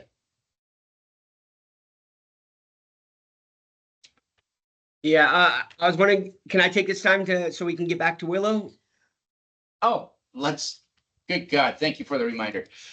We are going to go back to 4.1.5, lived experience youth chair nomination. I believe Dustin has a nomination. Yes, I do. I nominate Willow as youth chair. Okay, and Willow is in the room with you now? She is not in the room, but she is on Zoom. Oh. Well, she's present at the college. Gotcha. Perfect. And so any comments from you, Willow? I know that you introduced yourself last time and you are officially a member. You're just being nominated for the chair. Is there any comments regarding that? You don't have to. It's up to you. No. That is a perfect answer. Well, thank you for wanting to be the youth chair, and we've got a nomination. And help me out here. Do we need a second, or do we just need to approve the nomination? How do we do this? Okay, so you've been nominated. Next month in October, we will be meeting to approve your nomination, and you will therefore be the youth chair. Can I say something really quick? Sorry. No. Willow, I am so unbelievably proud of you right now. That's it. Awesome. I just have to say that, and please don't take my comments as meaning anything else about anything else. But what I am seeing happening with the lived experience group, what I'm seeing happening at Hope Center with the organizing of the Compassion in the Cold, the Blue Zone certification that I just went to as well. There's just a lot happening that is so much more than just a place with beds to provide people a safe place to be. So I appreciate what's happening out there. It's a lot more than just the name. It's a lot more than just what people think it is. So thank you. And Willow's a part of that. All right, now we will go back to. They have their hand up at. Oh. Yeah, Carissa. I just wanted to say that Willow is already contributing to the lived experience group and has a lot to contribute from her experience of youth homelessness. Willow is just amazing. She's going to help this group with the computer aspect and some of the IT barriers that people are experiencing. Please bear with us. Willow is not a public speaker. But Willow is exactly what we've been wanting for this lived experience chair, and she's contributing and having an impact in the group. Just as far as the public speaking piece, that's really not going to happen, but she is contributing behind the scenes, and we are really happy to have her and can't wait to get her voted in. Well, if she hangs out with you and Dustin enough, we'll make a public speaker out of her. That's right. No, that's awesome. I'll chase her away. Dustin, did you have anything else for lived experience working group as far as last update? Working with the speakers for town hall. Yeah, right now we're just working with the speakers for town hall. Then come Monday, we're going to be reviewing the families with dependent children vulnerability assessment that Heather has sent over to me. And yeah, we're just doing what we do. Awesome. And as you said, speakers, is there going to be more than just Robert? Maria Petrelli is going to be the second speaker, but in consideration of the other speech being so long, we would like a woman speaker as well, but this just another 5-minute speaker. Okay, let's make sure to coordinate with Senya and everyone so we can make sure that we time everything just right. Yeah. Perfect. Thank you, guys. All right, next, zoning regulations working group, Angelique, I'm gonna have to apologize. I don't know that we've pushed for this to happen. Has there been a single meeting on that yet? Not yet. Melissa and I had discussed some dates and times. Okay. Hasn't happened yet. So yeah, we need to definitely get that scheduled and make sure it happens. Okay, Melissa, I'm making a promise here that this is gonna happen this month. Please CC me in the conversations. Let's make it happen. Great, thank you. Yes, sorry about that, Angelique. Encampment Resolution Working Group, it's got my name next to it. Basically, you guys know about the safe camp, the safe camping, the safe parking, sorry. The safe parking that we put out the RFP, that will be coming back to us soon. There is some money left over that was available for outreach, as well as some set aside for the Dignity Bus. I hope that we are looking into that. Let's continue and see what's possible for the funding that we set aside. I do want to say this has nothing to do with the encampment resolution, but the original idea was tiny homes. $1.5 million is just not enough to cut putting a tiny home village together, maybe a couple tiny homes, but to organize it, to manage it, it's just not enough money. It's just unfortunate. We are working now that we have an MOU with the community foundations. We're working with Annette Camaloni to try and find grant funding. I am not giving up on tiny homes. Once we're done with our town hall, I want to put all the energy back into figuring out what to do and how to get tiny homes.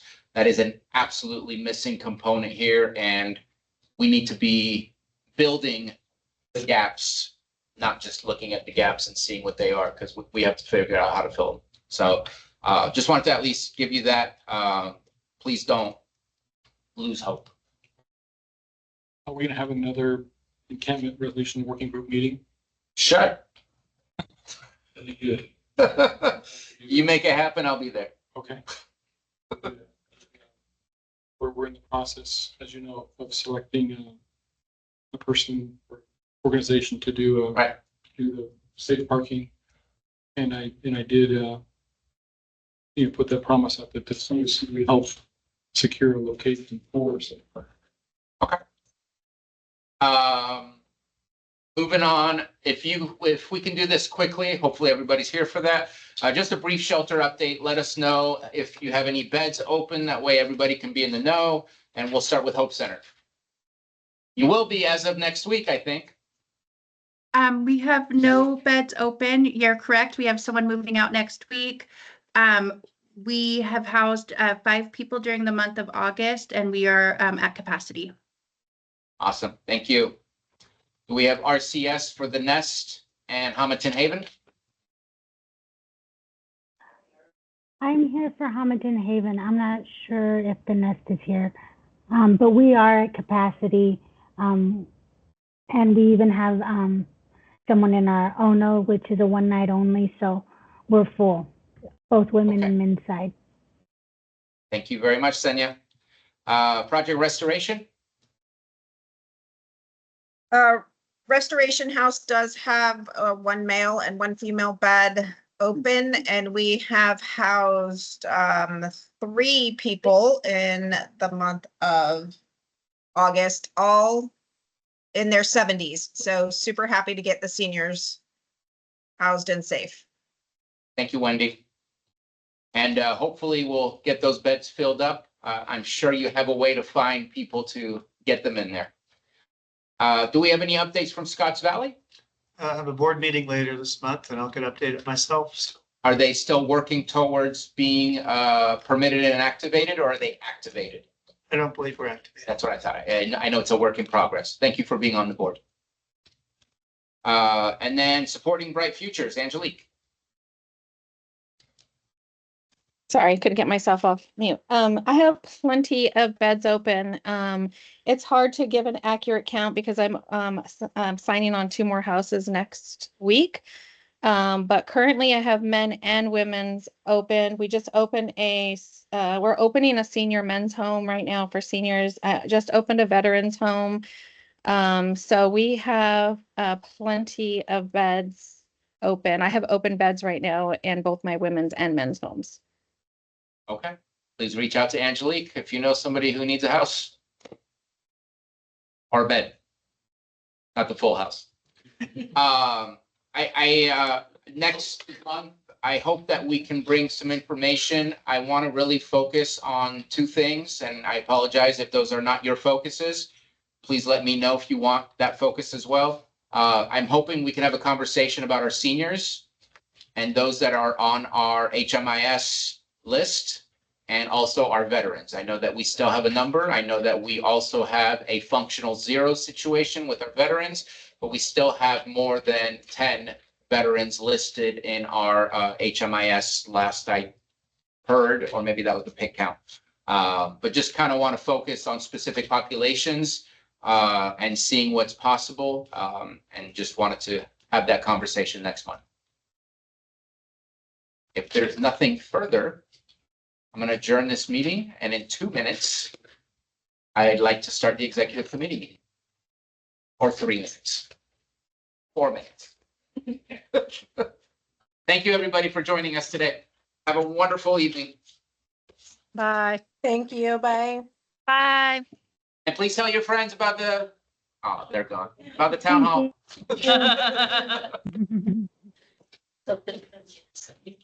So it's, so you can see, so. Yeah. But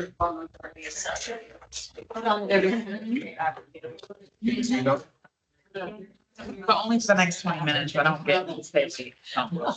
But not for that, we can change that. Thank you, Scott. They have all the. So all of these are reviewing our document. I had some. Have a good day. Thanks for coming. Yeah. Well, we had, it was, we thought we brought. That's everything. But we just haven't had anybody come, but it's, so, what is something happening? What's up, everybody? Oh, yes. Supervisor. Absolutely.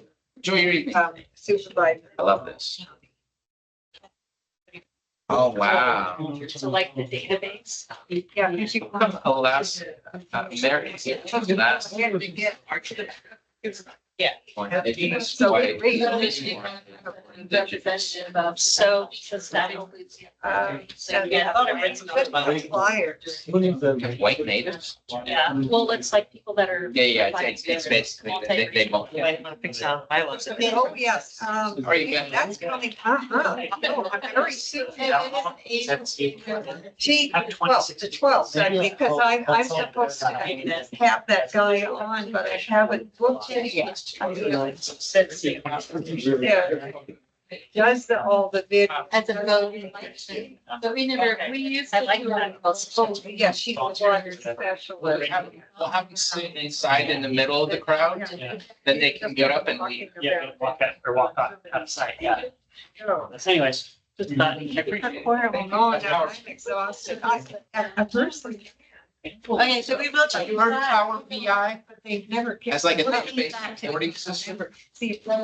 I'm guessing it's something like Crystal reports or things like that from the past, and it's a new version. Well, you know, I gotta pretty much run. That's fun. Everybody's got something to bring to the table, but I'm gonna learn more by listening. Seems like we just busy. I know. Well, now we can just change the. I love it. I love it. I'm walking, because I was one block. See you later. To utilize these. This zoning class, and we should get Berto with all.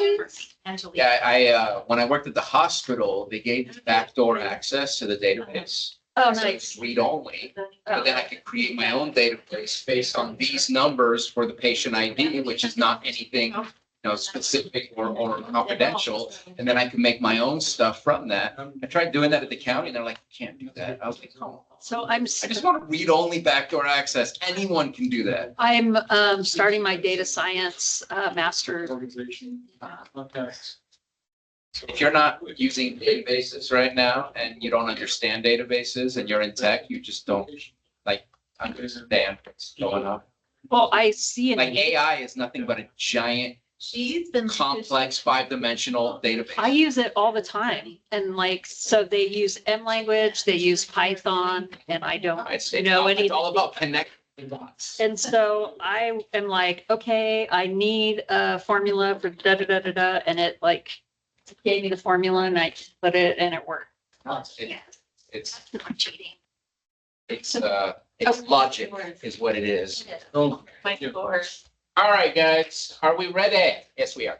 Roll call, please. I'm here in person.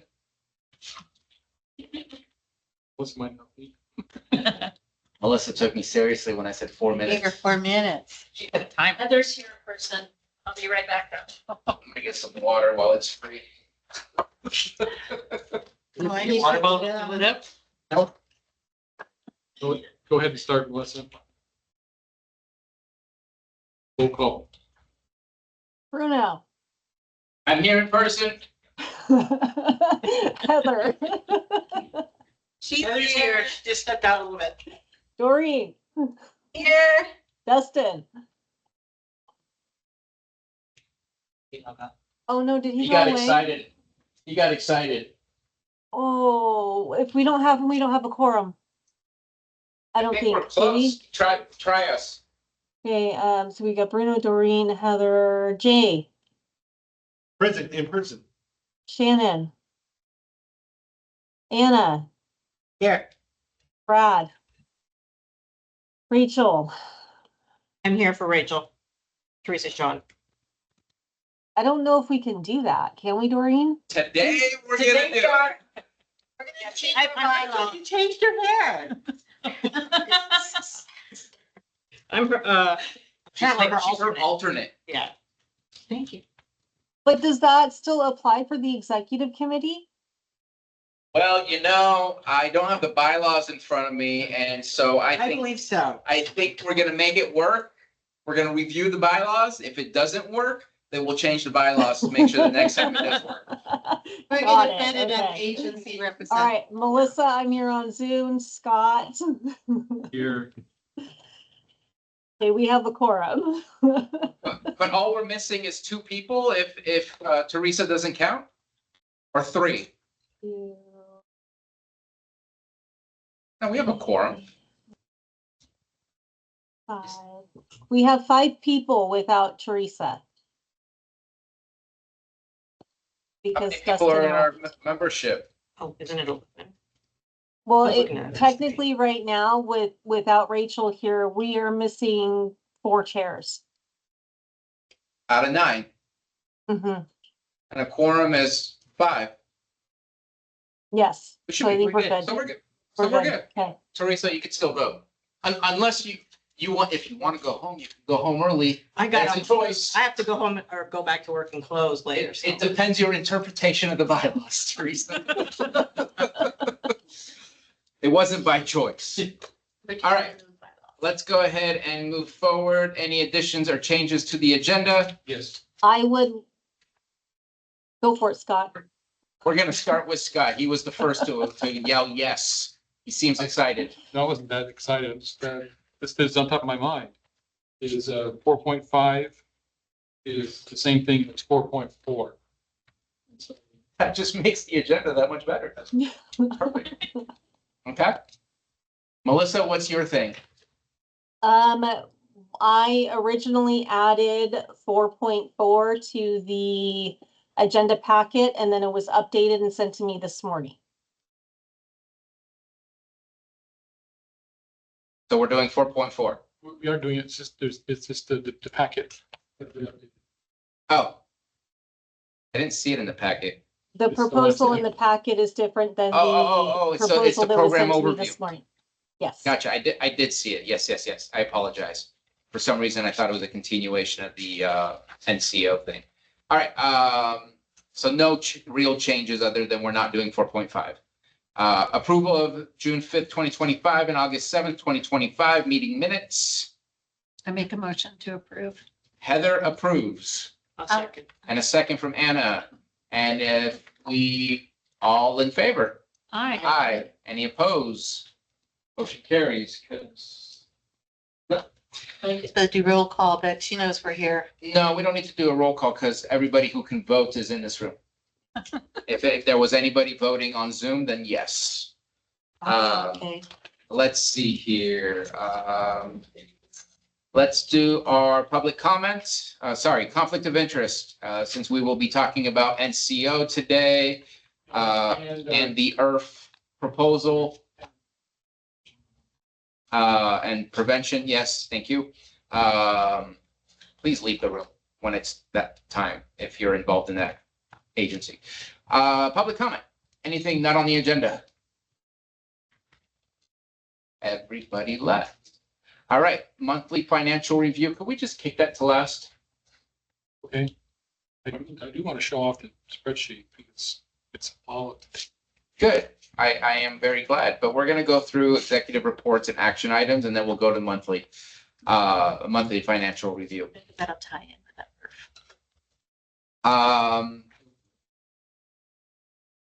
Sorry, I didn't catch this on the agenda review. I'm confused by 4.1, so I'm gonna skip it. Is that okay?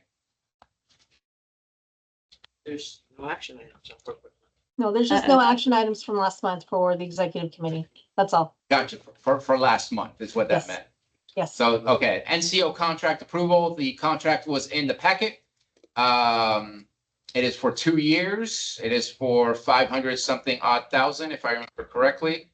And in there, I know that I purposely checked, just like last time I had asked about it, to make sure that our 30-day data report review was there, and it is. And do you want to add anything to that, Melissa? Scott Or Scott? Scott handled this part. Yeah, I did do a sizable correction. So I'm hoping it's good. It was But- good, yeah. Okay. And when Dorian says that, I have a lot of faith. There was a lot, yeah, it was a good way to build out the year. Each Yeah. year, how you're gonna use out the money and all the data requirements are pretty much spelled out in that contract, so. I can't say they didn't know. And I removed all the extraneous stuff that was left over from other contracts. Are they expected to pull from the by names list?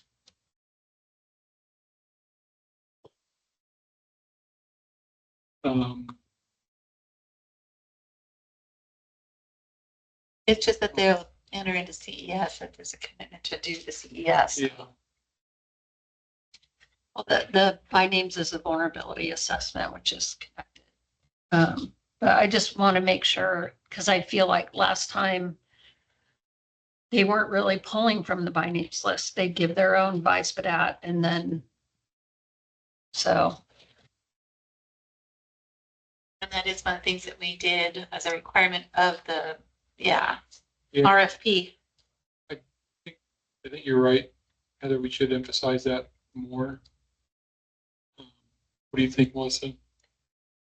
I think we should. I've been for over a year now trying to get NCO on board with pulling from the by names list instead of just, housing whoever comes to them. I think that will end up really playing a huge role in us being able to house those who are most vulnerable. The BI SPDAT has been proven to be very inequitable, and it's not really recognized as something that should be used anymore. So I think that our vulnerability assessments ends up being a better option for everybody who's experiencing homelessness or at risk.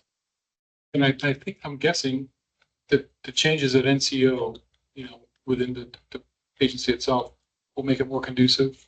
They don't have the contract with DSS anymore. They have new staff. So I think we can emphasize it more, doing it, utilizing the by names list. So what I suggest is under 2.1 in Exhibit A, under description of services. I'm not sure if Melissa, you can bring it up or not. But it says contractor will focus on individuals and families experiencing homelessness or those at risk of homelessness.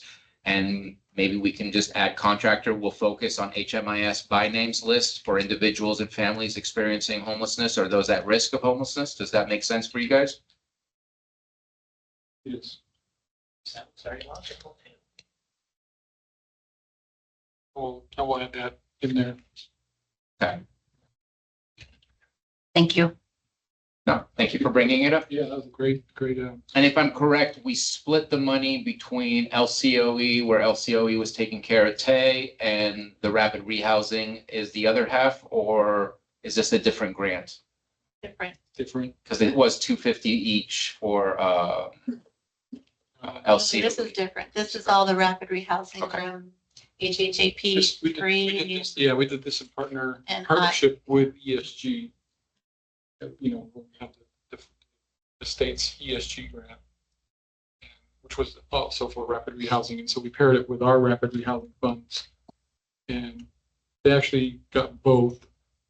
They contract directly with the state for ESG. This is our portion that they contract with for. Okay. And that was like $800,000. So they really need to put a new system of care in. And that's why I was wondering if they're still even going to call it new digs. All new. They're going to have to hire some good staff. Yeah, who's overseeing those programs now? Is it still Justin? Justin is gone. I saw they were hiring for them. They have the one woman, and it's the only one that they listed. They listed one woman's name in her. Were you working with Melissa, Brianna? I It's think was her Brianna name. Ramirez. Yeah. Yeah, that's it. Yeah. Yeah. And I know that I don't want to get in too much details, but I know there's been some issues over at NCO. I know there's been some issues at social services in dealing with NCO and meeting expectations, which is why in our performance review meeting, I said from now on, any contract, because unfortunately we don't have many choices of who to work with. But I'm not going to deny that there's a history that's there. And so that's why every contract from now on with NCO, you will be forced to meet with us every 30 days to review data. And if your data is not there, we're going to have to do a performance improvement plan. And if you don't meet your performance improvement plan, at that point, we're just going to have to pull the money and go somewhere else. Yeah, I think that's important. That's good that you have that in there. Yeah, we had some issues, and even with just organization of files, you've got boxes of paper that was not. It's just a mess. Yeah. No, I mean, Brianna, she's new, so I can't use her as a reason for the past. But I know she tried really hard to provide us with data based on what happened before she got there, and she could not find more than 50% of the data. That's just not good. But she did try, and that's what I appreciate. And that's why I'm hopeful that there'll be some change. Yeah, and we need to see that change, and we have to protect ourselves, and we have to also be able to face the public and say, we knew this and we did something, rather than we knew this and we did nothing. With the HHAP funding, that was before my time. Did DSS ever collaborate with you on going after those funds? No, it's something that the COC does. Okay.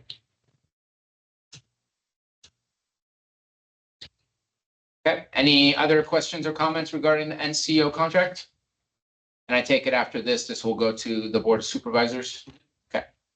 So looking for a motion to approve the contract as amended. I make a motion to approve the contract as amended with NCO between the COC and NCO. I'll second that. Yeah, that's right. Sorry, I was reading the title of it and making sure. We have a motion from Heather, a second from Anna. All in favor? Aye. Any opposed? Motion carries. All right, we're going to move on to the prevention stuff. All right, I can't find my agenda. Prevention and diversion. Scott? Okay, turn to that. Melissa put together a nice summary of the scoring of the committee. Turning to that, you have that. I recommend doing that. Again, kind of a summary of what this is. We mentioned it briefly before. We put out 2 RFPs simultaneously. One was for prevention and diversion, which was made up of a number of our HHAP funds, and I think I can't remember. I'm pretty sure. Yeah, I'm pretty sure HHIP also was in there. And it was, kind of a combination of different years of HHAP and HHIP. we can kind of be a solid number for that. And it's also, just as a reminder, our first real putting our toe in the pool of prevention and diversion. And it was exciting because at a point where we could do that previously. We focused on band-aiding, trying to help people that are the most at risk, or not risk, but they're in it, homeless. And so it's the first chance we get to address people that are at risk. And so we submitted that, and we had 2 applicants for that, which was nice. One was Sunrise, and their new leadership we met in our last meeting. And then we had a brand new one, which kind of took us a little bit by surprise. And that was Catholic Charities, who has told us they want to be more involved in Lake County. They primarily do a lot of work in Sonoma County. They do some work up here in Lake County, primarily. I'm glad they're back. Yeah, and they want to really step it up as far as our county, and so they are taking advantage of this particular grant to do that. So they applied, like I said, along with Sunrise. Sunrise submitted an application. It was a little bit, kind of speaking, hopefully kind of for everyone, but it was a little bit kind of confusing of the grant because of their application, because it was, I guess we could describe it, or Melissa described it as a good application for mobile outreach. But we were asking for prevention. And so that's probably why they did not score, as you can see on the sheet here as well. Under prevention versions, Melissa has that. So yeah, anything else about that? We have the scores with them. We should just stick with prevention and diversion at the moment. Go with that recommendation to just have, then I can talk about the other one after we finish talking about this. And I am done talking about this. So I guess now, any questions that anyone has about prevention and diversion in this RFP process? Is prevention, does that include people who are fall behind in their mortgages, or we're just talking rent? Both. Yep. And does Catholic Charities have boots on the ground in the county? Yes. Okay. I don't know that they can do mortgages. I think rent. There is an income thing with prevention, with the grant. I think we looked into Like an it. income check, verification check. It's, I was an impression we could do mortgages. we looked into that. I thought they said no. I'll double check. Yeah, a couple. We do have a question we had like last year when we were looking into forming the whole RFP. And that's one question I get quite frequently, people calling me asking if there's any mortgage assistance for especially elderly people who own their home, who have low income, but they can't meet their mortgage. I don't have any assistance right now for that. For their income taxes, yeah, we hear, yeah. Or property taxes rather, yeah. Well, that, and then also a lot of homeowners now, because they got their fire insurance canceled, now they have to go through the California whatever and Fair plan. and they can't afford it. Which is a killer. I'm on that. I know. My daughters, they upped it to $24,000 a year. Are you kidding me? For her. I would start clear cutting my entire. No, she's gonna pay off her house, so she doesn't have bad insurance. Who can afford that? $2,000 a month just for. So what I want to say is Catholic Charities, from my understanding, was here, especially during the 2015, through many of the fires that we had. They were always a Mini part of. COVID, everything. Yeah, they were always here to provide some kind of support. They always felt like they were here, but not necessarily like boots on the ground, like you were just asking, Teresa. They were. But they were, but I just never saw like a brick and mortar. It seemed more like it They was, used an office in Middletown. Yeah. right. They had a brick and mortar. So maybe that's because I'm not in Middletown. Yeah, but they also don't have one right now. They Yeah. said. No, they downsized a little bit at around, I want to say around COVID time, maybe a little bit after COVID.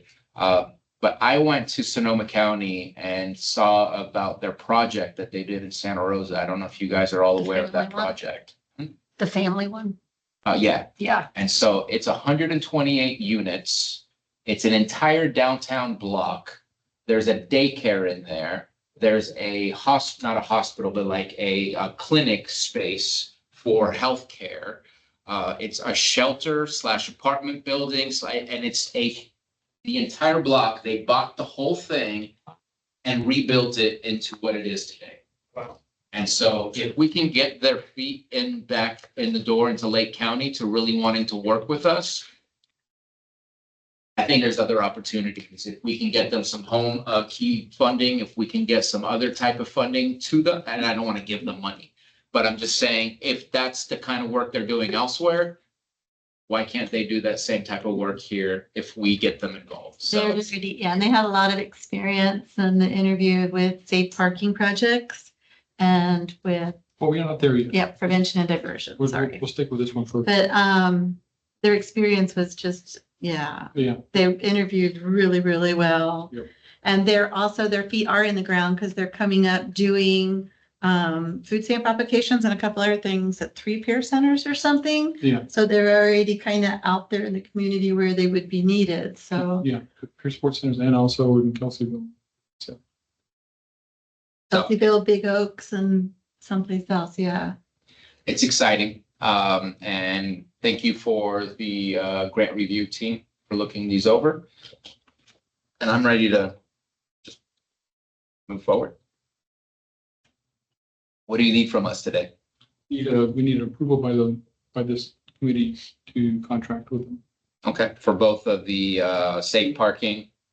Talk about that in a second. Well, that's first on my pages, so I've got to skip that. It's the prevention and diversion.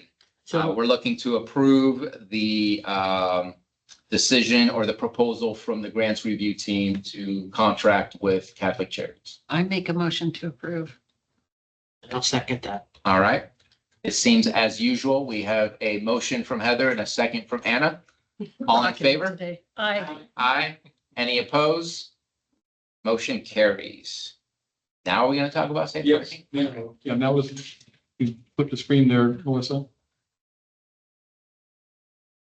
We only had one applicant for safe parking, which was Catholic Charities. Which is, I mean, they did a great application. A really good application. They talked, as Doreen started talking about, the experience that they've had doing safe parking. Which is, a lot more experience than any of us have ever had doing safe parking. That was good to hear. They brought up everything that we had on the RFP, space limitations, fencing, lighting, adequate water, disposal, case management is included. Often you just give them the money for the space or the insurance and everything else. But they had some ideas. They'd like our help, but I mean, they were, yeah. Yeah, they were already thinking locations.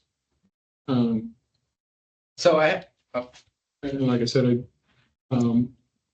recognizing that establishing a location will probably be one of our most difficult things in this project, I think. Will that be like a property, a land rental or? That's what we have to figure out.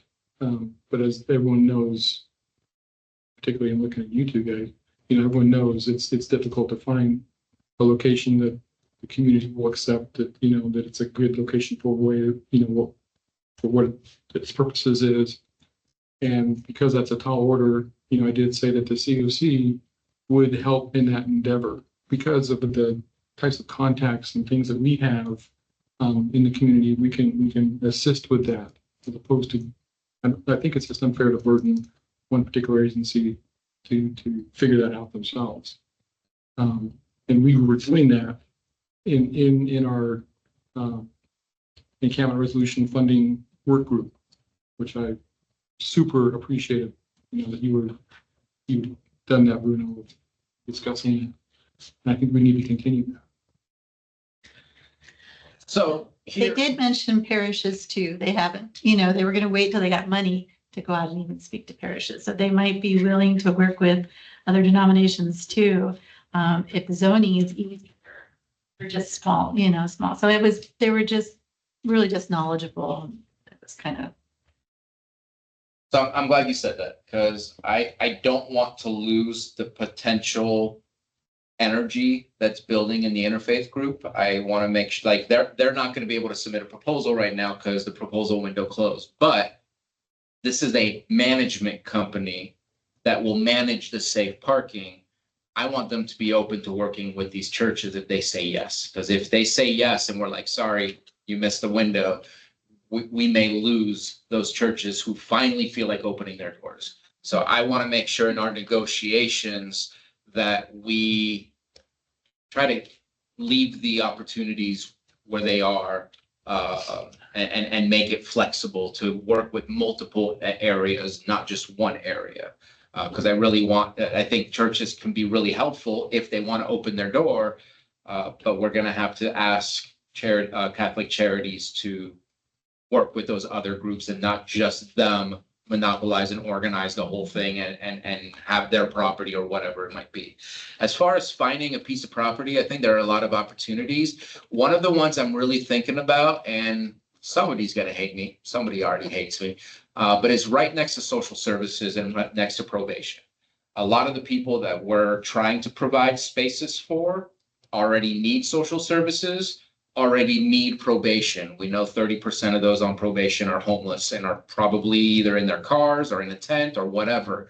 And so if we can look at some of those properties that were being looked at, maybe that's one specific property that was being looked at by probation to purchase for the probation housing, which I know is most likely not going to happen down there anymore. It's probably going to happen in Lakeport, not official, but that I think would be a good location where there wasn't really a lot of pushback to the idea of building a probation building in that area. What property are you?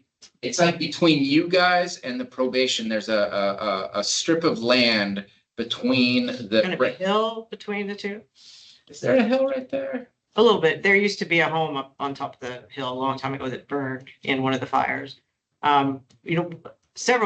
Many years ago when Carol Hutchinson was here, she had plans to build a new building out there in the marsh, kind of off of the main road there.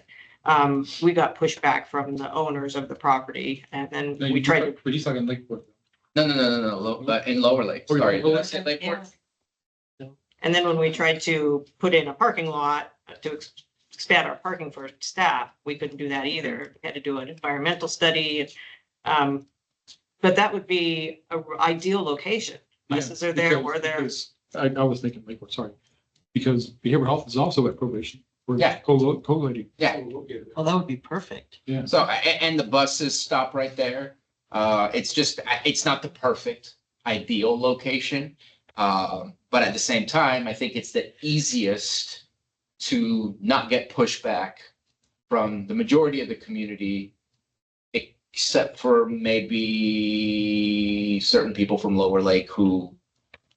It's walking distance from Walmart. I don't know that I want people walking to Walmart. But still, you're right. It's right in that vicinity, and I'm trying to look to see. A lot of people park at Walmart. Well, for their safe parking. Yeah. This kind of thing we can talk about in our encampment resolution meeting. So I just think it's an opportunity, and of course, I'm not going to highlight one. There's going to be multiple that we have to look at until we get to the right one that we can actually do something on. But that's just what I'm thinking is areas that I know I heard no pushback whatsoever for the probation. Well, yeah, that would work. That's what I heard. Going back to this particular contract, this particular proposal. One thing that Melissa and I recognized and realized is that they probably know more than we did about financing. or, you know, about, we originally put this out as a 3-year proposal. And they responded with a 2-year proposal. 18 months. 18, was it 18 18 months? months. Even less Yep. than I thought. For the same amount of money. Same amount of money. I think we, as a group, underestimated the money that we put out there. We put out $400,000. And they figured it, you know, that's not gonna last 3 years. And, you know, you do that an average by month. What do we figure it out to be? Well, so like 1,100 20 a month. No, wait, 11,000 a month. Yeah, you missed it 0 there. Yeah. Yeah. And, you know, and you think of, you know, Hamilton is going for 55,000 a month. So there's no way we could have. Because they are going to be doing the follow-up with the case management too. They were talking about, they have people that go out in the community and make sure there's no trash.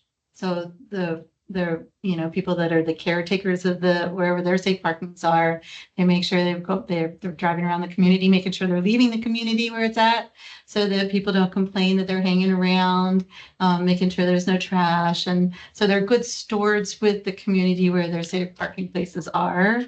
Yeah, they brought up a lot of points that I was just really impressed. So a couple of things, as you go through negotiations, they need to become a member of the COC. And they told that even at the interview. Yeah, and I guess my question is, are we duplicating work? Is someone else able to do the case managing, or do they have to be the ones that do case managing? And can we save some money on just doing safe parking? They probably will get CalAIM. They'll probably build CalAIM for housing navigation east. Yeah, I think they actually did say that. Yeah. So Right. are we So we're not paying for that. embedding And the- anything? Another part to their proposal too, which kind of brings me concern, is they're relying on a spot that's going to have bathrooms and restrooms. Yeah, that's, Is that where they? the tree's not gonna work. What about a honey bucket? A honey bucket. The thing is, they're thinking of really making those rapport and help doing the navigation and all those pieces. So, and doing the CES at the places where they have electric, you know, where they're going and doing the food stamps and doing all those kind of services already. And I think, I mean, if get to know the people you're around every day, you're going to build better relationships, and sending them to somebody else to do case management. Right. So and to me, these are also the kind of things that we can fine tune in that encampment resolution work group that we have. You know, they, you know, if we award this to them, they would be a part of that work group. So I have a question. Are they going to apply for grants or other things to help support that? I don't think, do you remember that being addressed in? They have grant writer. I honestly, they're such a big organization that I would be very shocked if they didn't have their own grant writers and. Well, they're statewide, Yeah, like countrywide. Yeah. once they get here, they'd be able to see what kind of they'd be able to, look in. I'm sure they would, to keep the projects going, I'm hoping. Yeah, I mean, the one thing that they did say they were very interested in like I said earlier, of getting ingrained with Lake County again. But what happens when the 18 months is over? We're gonna figure that out. I want to make sure, and I have this somewhat concern about RCS, but I've been told it's not a concern, but it's still not in the contract, that just to make sure that there's no double dipping, that we're not paying them for them to provide services, that they get reimbursed by CalAIM that doesn't reimburse us. I just want to make sure in the contract, it says it's very specifically and explicitly that there is no double dipping. We are not paying for something you're getting reimbursed. We'll front the money, but then you got to pay us back. And that's how it's been working. They even in, the proposal, they said that was what the plan was, is, our money was kind of front money. It's also sustaining money. Right. But, the reason they're charging less than what we originally thought they were is because they are getting supplemented by ESG and so forth. Yeah, ESG. You see how Colleen. And you're talking about RCS, Yes. but Catholic Charities wrote the same thing within their I proposals. What you don't said. remember that part. You guys remember that part? Unless or I just think that to protect ourselves, because they could They do. pocket the cash and double dip if it's not written in the contract explicitly. I just think from here on out, every one of the contracts that go from the COC has to have that. Yeah, reimbursement Right? from Because there's a lot of Cal. people billing now to Cali. So that once billing initiates with Cali, that they will reimburse or, extend the contract with us. Well, maybe That that service. should come out, the case management. If they're being paid by another organization to do that, why would it be in this contract? Because I think that it's more of a fronting it to get it started, because you don't get paid until after the fact. And, what we can do, kind of like you're saying, is we can, make sure that they include that within their budget, Right. Maybe These are adjustments, kind of right. like, how they're gonna match things. That's how we apply, So will their services be contingent? Let's say somebody's already being case managed by RCS or Adventist Health. Will they still allow people to park there, people that are uninsured? Unless they did the community service piece, right? Because we also have swim now that's also billing, right? For Cal-Aim. And we have a lot of people who are homeless, but it's not that much to sustain all of these agencies that are now billing for Cal-Aim.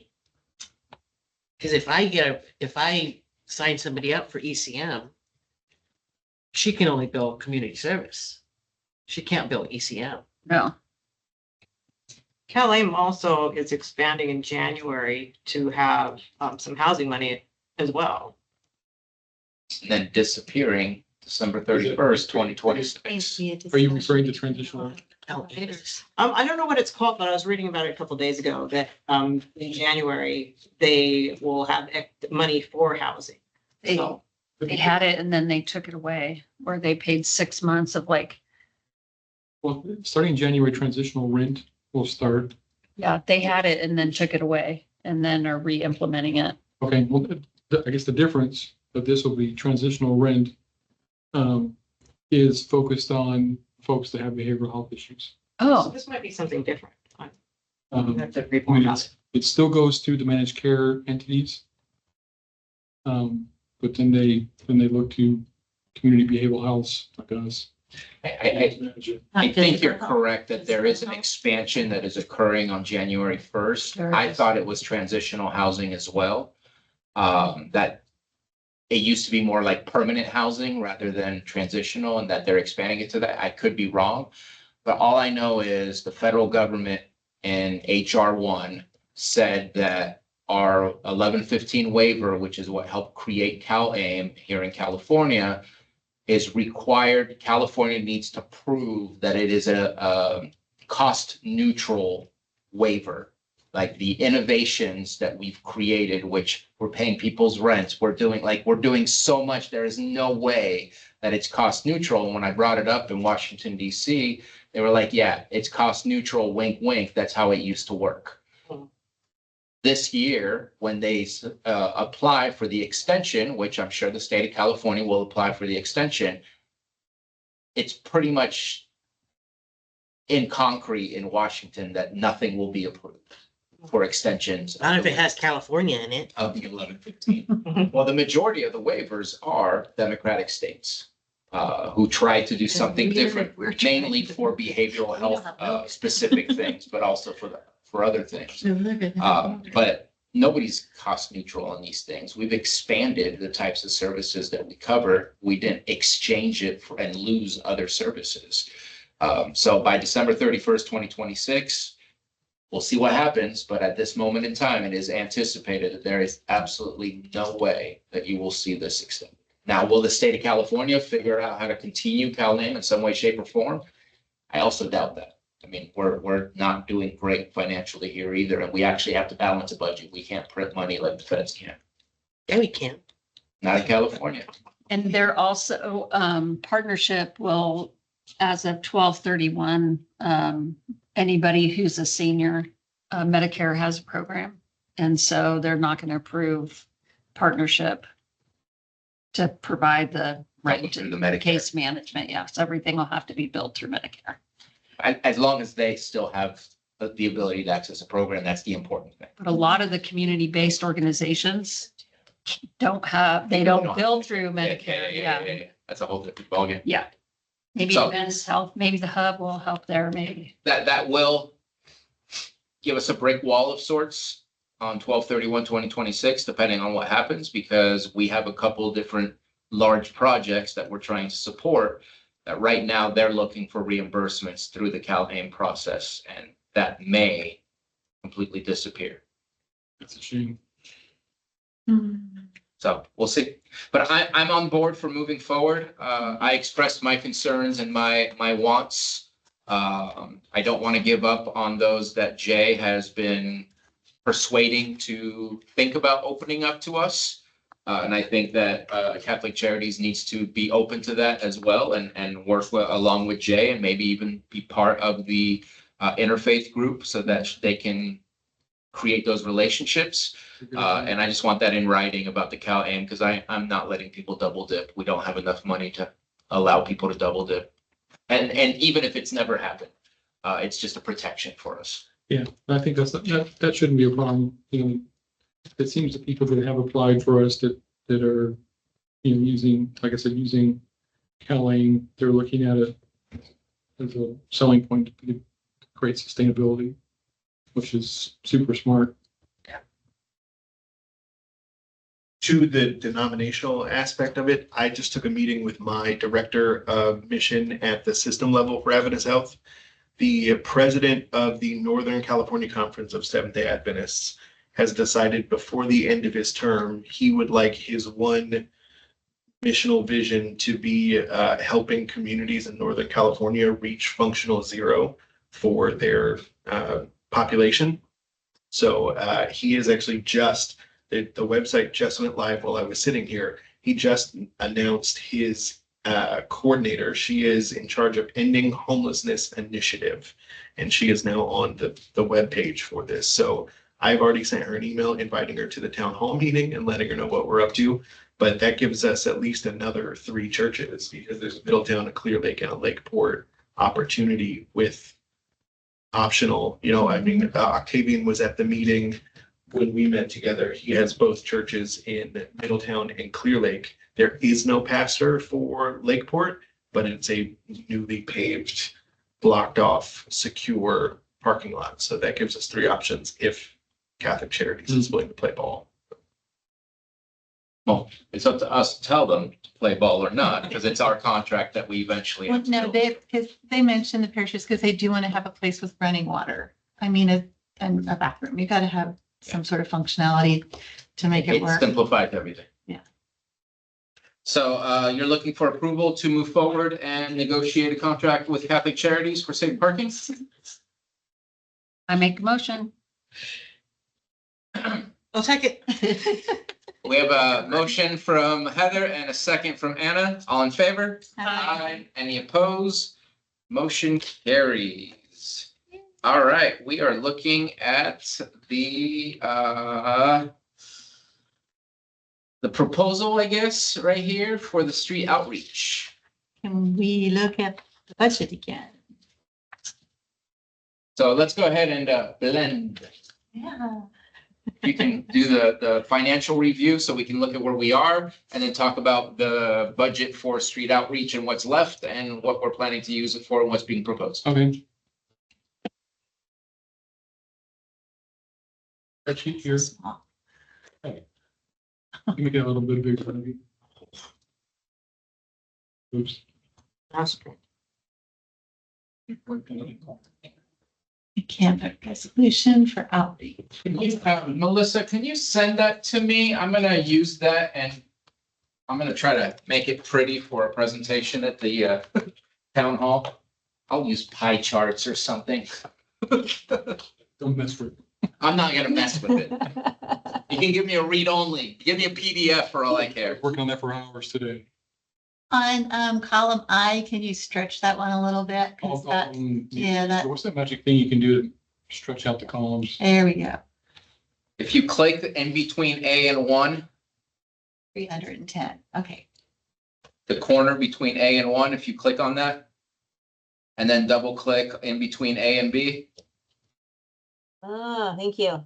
bam. Whoa. Oh, you're doing so hard. Good knowledge. Oh my gosh. Select all. That's what I'm here for. Select all. Good job. Somebody didn't stretch out columns for a long time. One by one. That's good. I knew someone would know that. I didn't think it would be you though. I'm glad. Anyway, so this is the latest and greatest of our, where we are with our expenses and each the spending on each grant.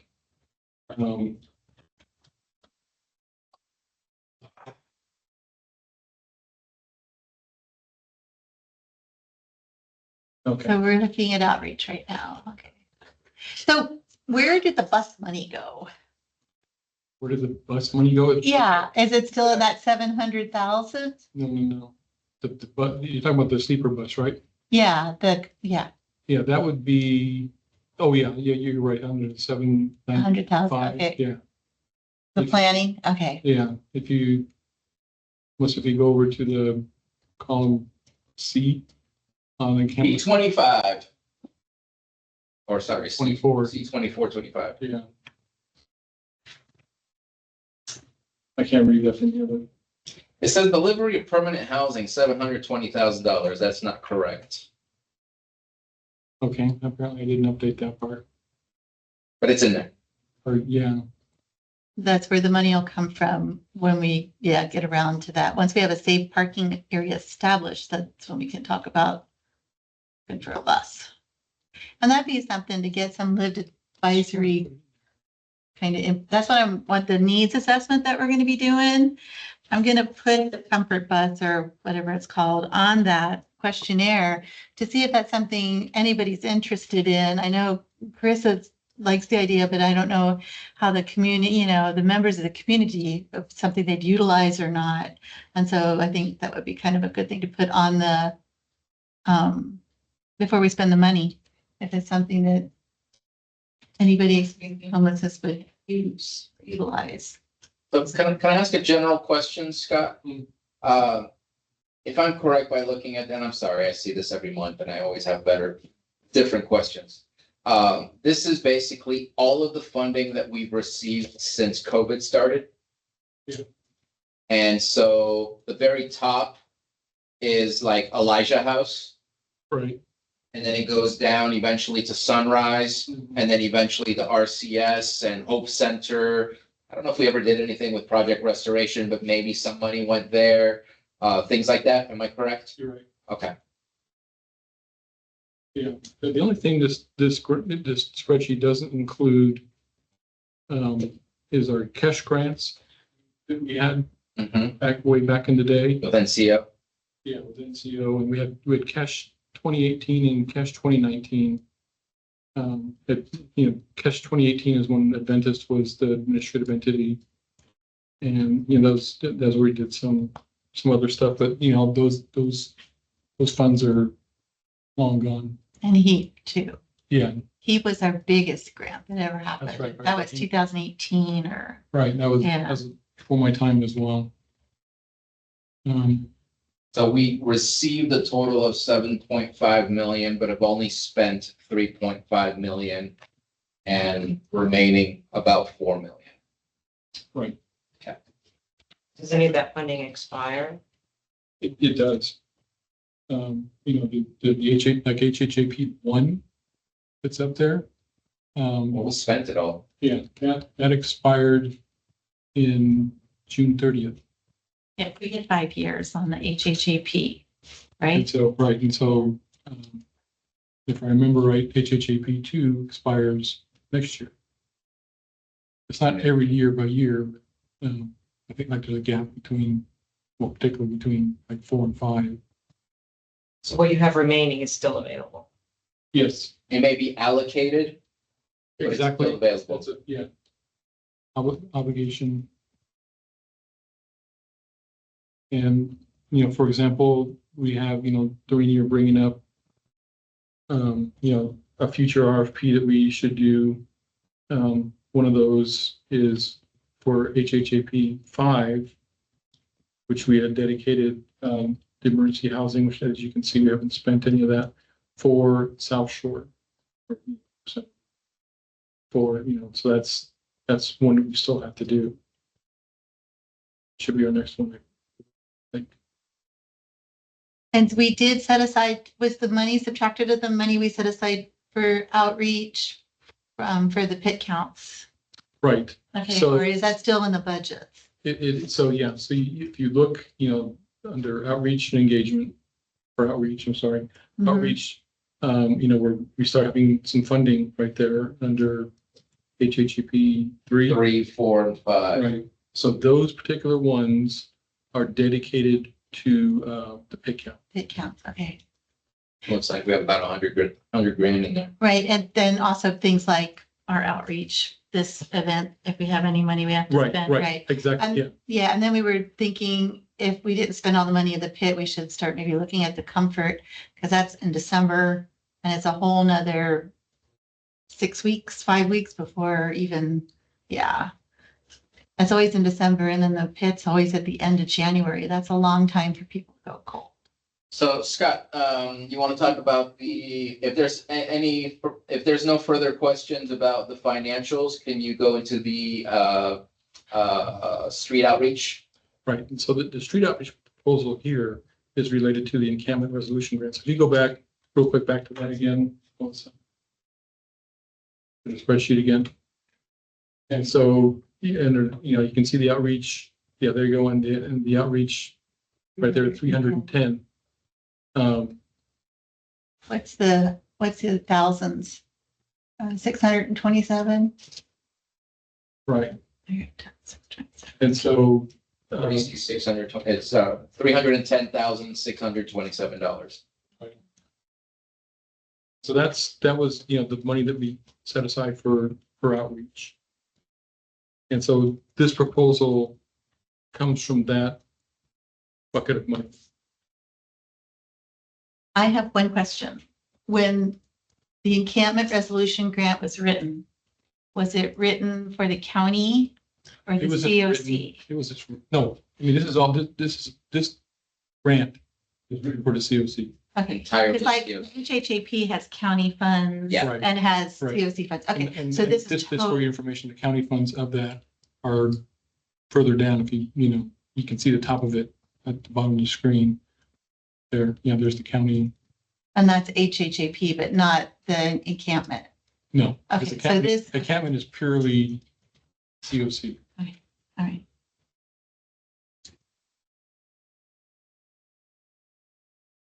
So, going back to now, you can go to the proposal, so that everyone knows where this money is coming from.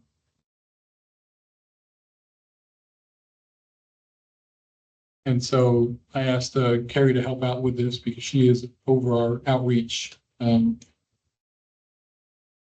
of what we do. And she actually put this together before we discussed it with her, and she sent an update for us this morning, which I believe this is the update one, right, Melissa? Yeah, this is the updated version. I think she only really updated the budget. Yeah, this budget's a little bit.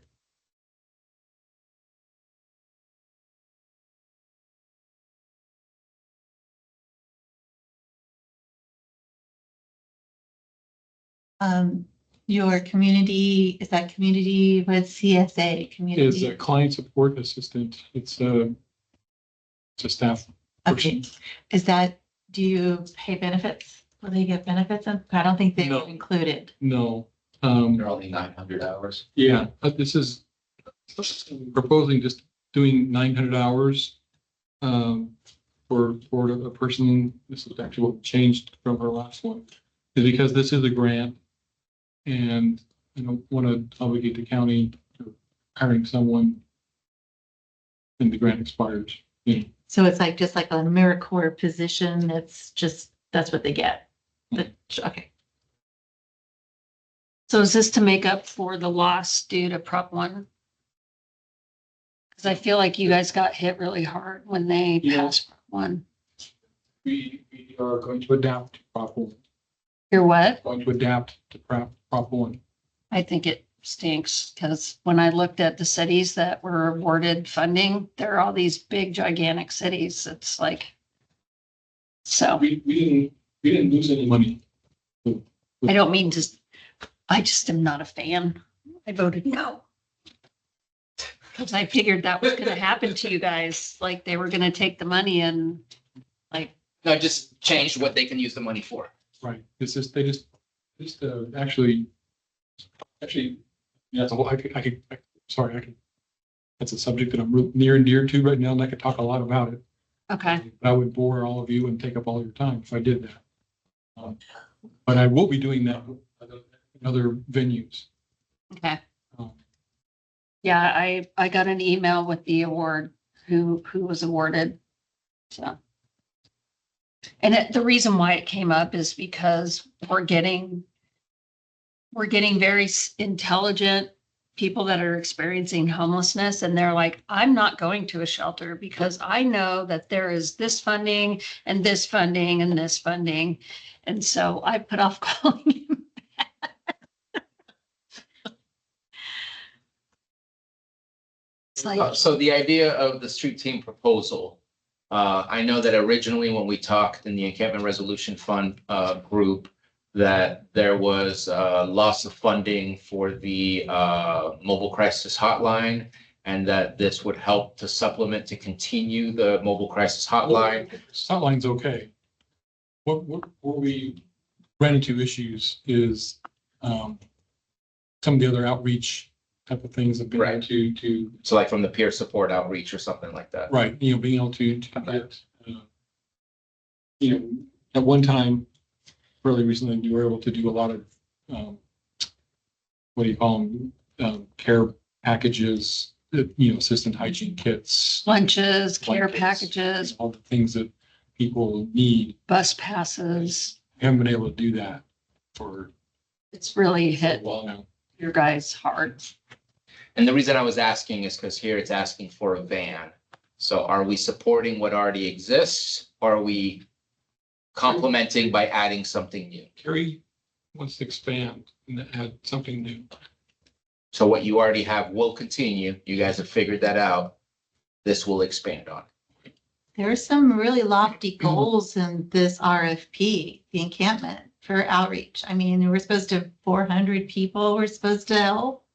And yeah, so it's gonna be a lot of outreach. What's the van's purpose? Is it transportation of people? Can do that. Our current van does that. What Kerry wants to do with this particular van is outfitted specifically to doing outreach. We tried doing that with our previous van and didn't work too well, and ended up putting seats back in it so we could do transporting people. But she would like to have a van that has supplies, a table in it, even, and things to do outreach specifically. And is it more cost effective to have 2 part-time people than 1 full-time person? It's probably not a huge difference.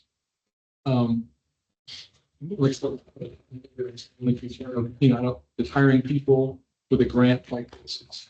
When the grant ends, happens to. It might be hard to find part-time people. But one issue with that is that's part of our career ladder. These are entry level kind of peer support positions. And as they go through the growth of this job, one of the things that we would like them to do is become certified as a peer support specialist. And then, once they pass that certification, then they can actually even bill. That's a permanent job, and which is kind of then they get it's just like the client support assistant is our entry level position. So isn't outreach the person who's going to meet people in the encampments and encourage them to leave the encampments, you probably need good communication skills and ability to. Yeah, I would suspect that our safe parking is meant to be a segue for those who are encampments to those who yet don't want to go into shelter or organized type of sheltering. This is going to be for the outreach to build relationships with those who are at the encampments with the idea of leading them to the safe parking or leading them to the shelters or leading them to whatever other services are, as well as bringing them stuff. And that's exactly what the camp resolution funding grant is for. They're giving us money, the state's giving us money to clear encampments. That's essentially what they want to see happen. And so, we're doing it with safe parking, so people have a safe place, camp or stay. And we need to get them there and encourage people to leave encampments and to monitor encampments. So the other part of this monitoring encampments that exist and seeing and ensuring that progress is made, that we can Building reports. So we don't get to tell your staff what to do when it comes to the outreach that already exists.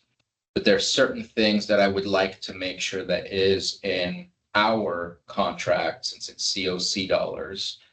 We want the outreach team to help with pre-mapping for like the pit count. We want outreach team to maybe be available for knowledge of where the encampments are when there's a fire, so that we can do what we need to do. The mapping is the grant. I mean, it's in the RFP. Good. Yeah, there's a lot of stuff that they have to do. Like I said, we can't tell your staff what to do, but if we're gonna use COC money, I want to make sure it meets the COC reasoning and expectations. The encampment crowd is a little different than the Yeah, list of things you were gonna do when you applied for the money. I'm like, this is mostly They have a lot more outreach. needs in the kind of encampments, and so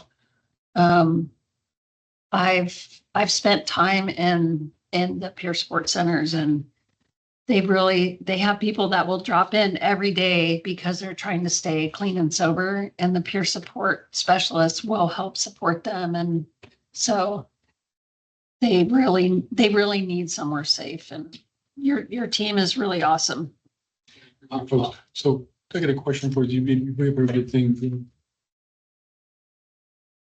How do you think we should do that agreement? Should we expand the MOU that we have or make a separate I agreement? think it should be a separate MOU or agreement specific to that activity, not the MOU between behavioral health and the COC. Okay.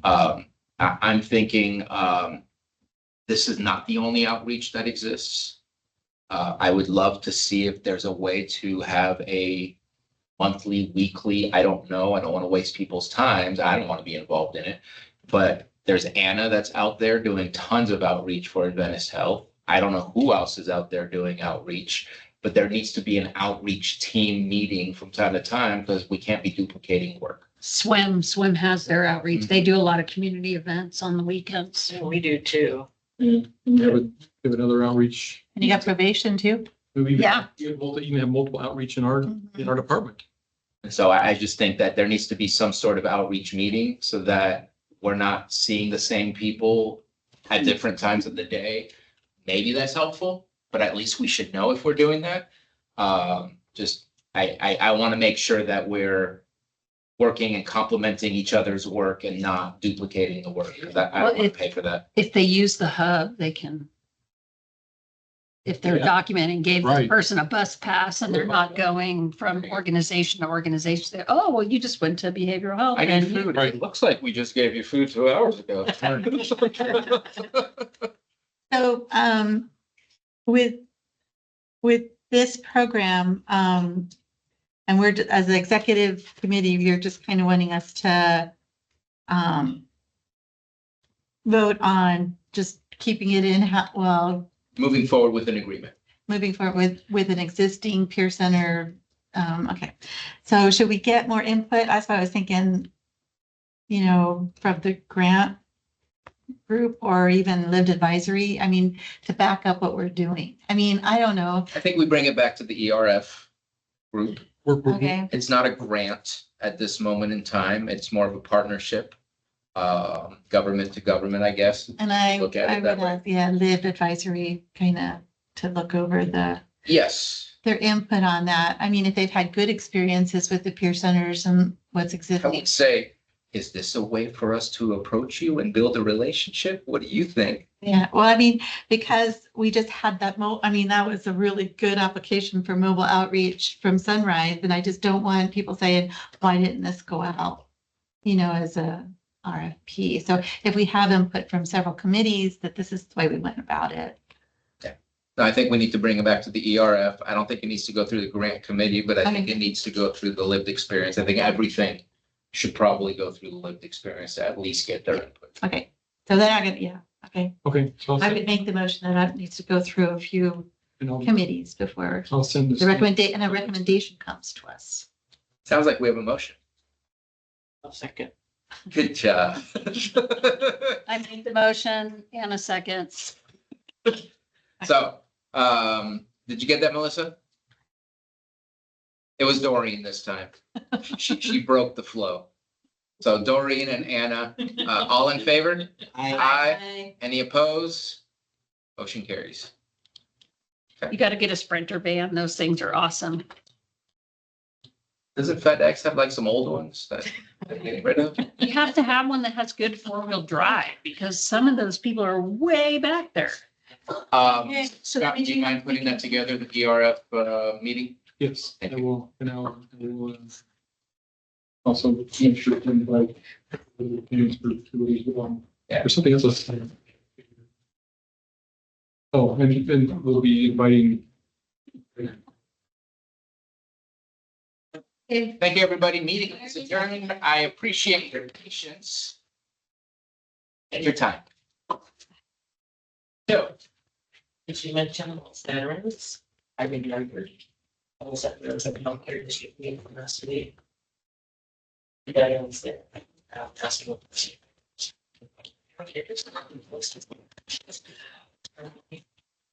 And that was probably Dave and Rick Mayo. yeah. And so We're looking at giving them some money from the county,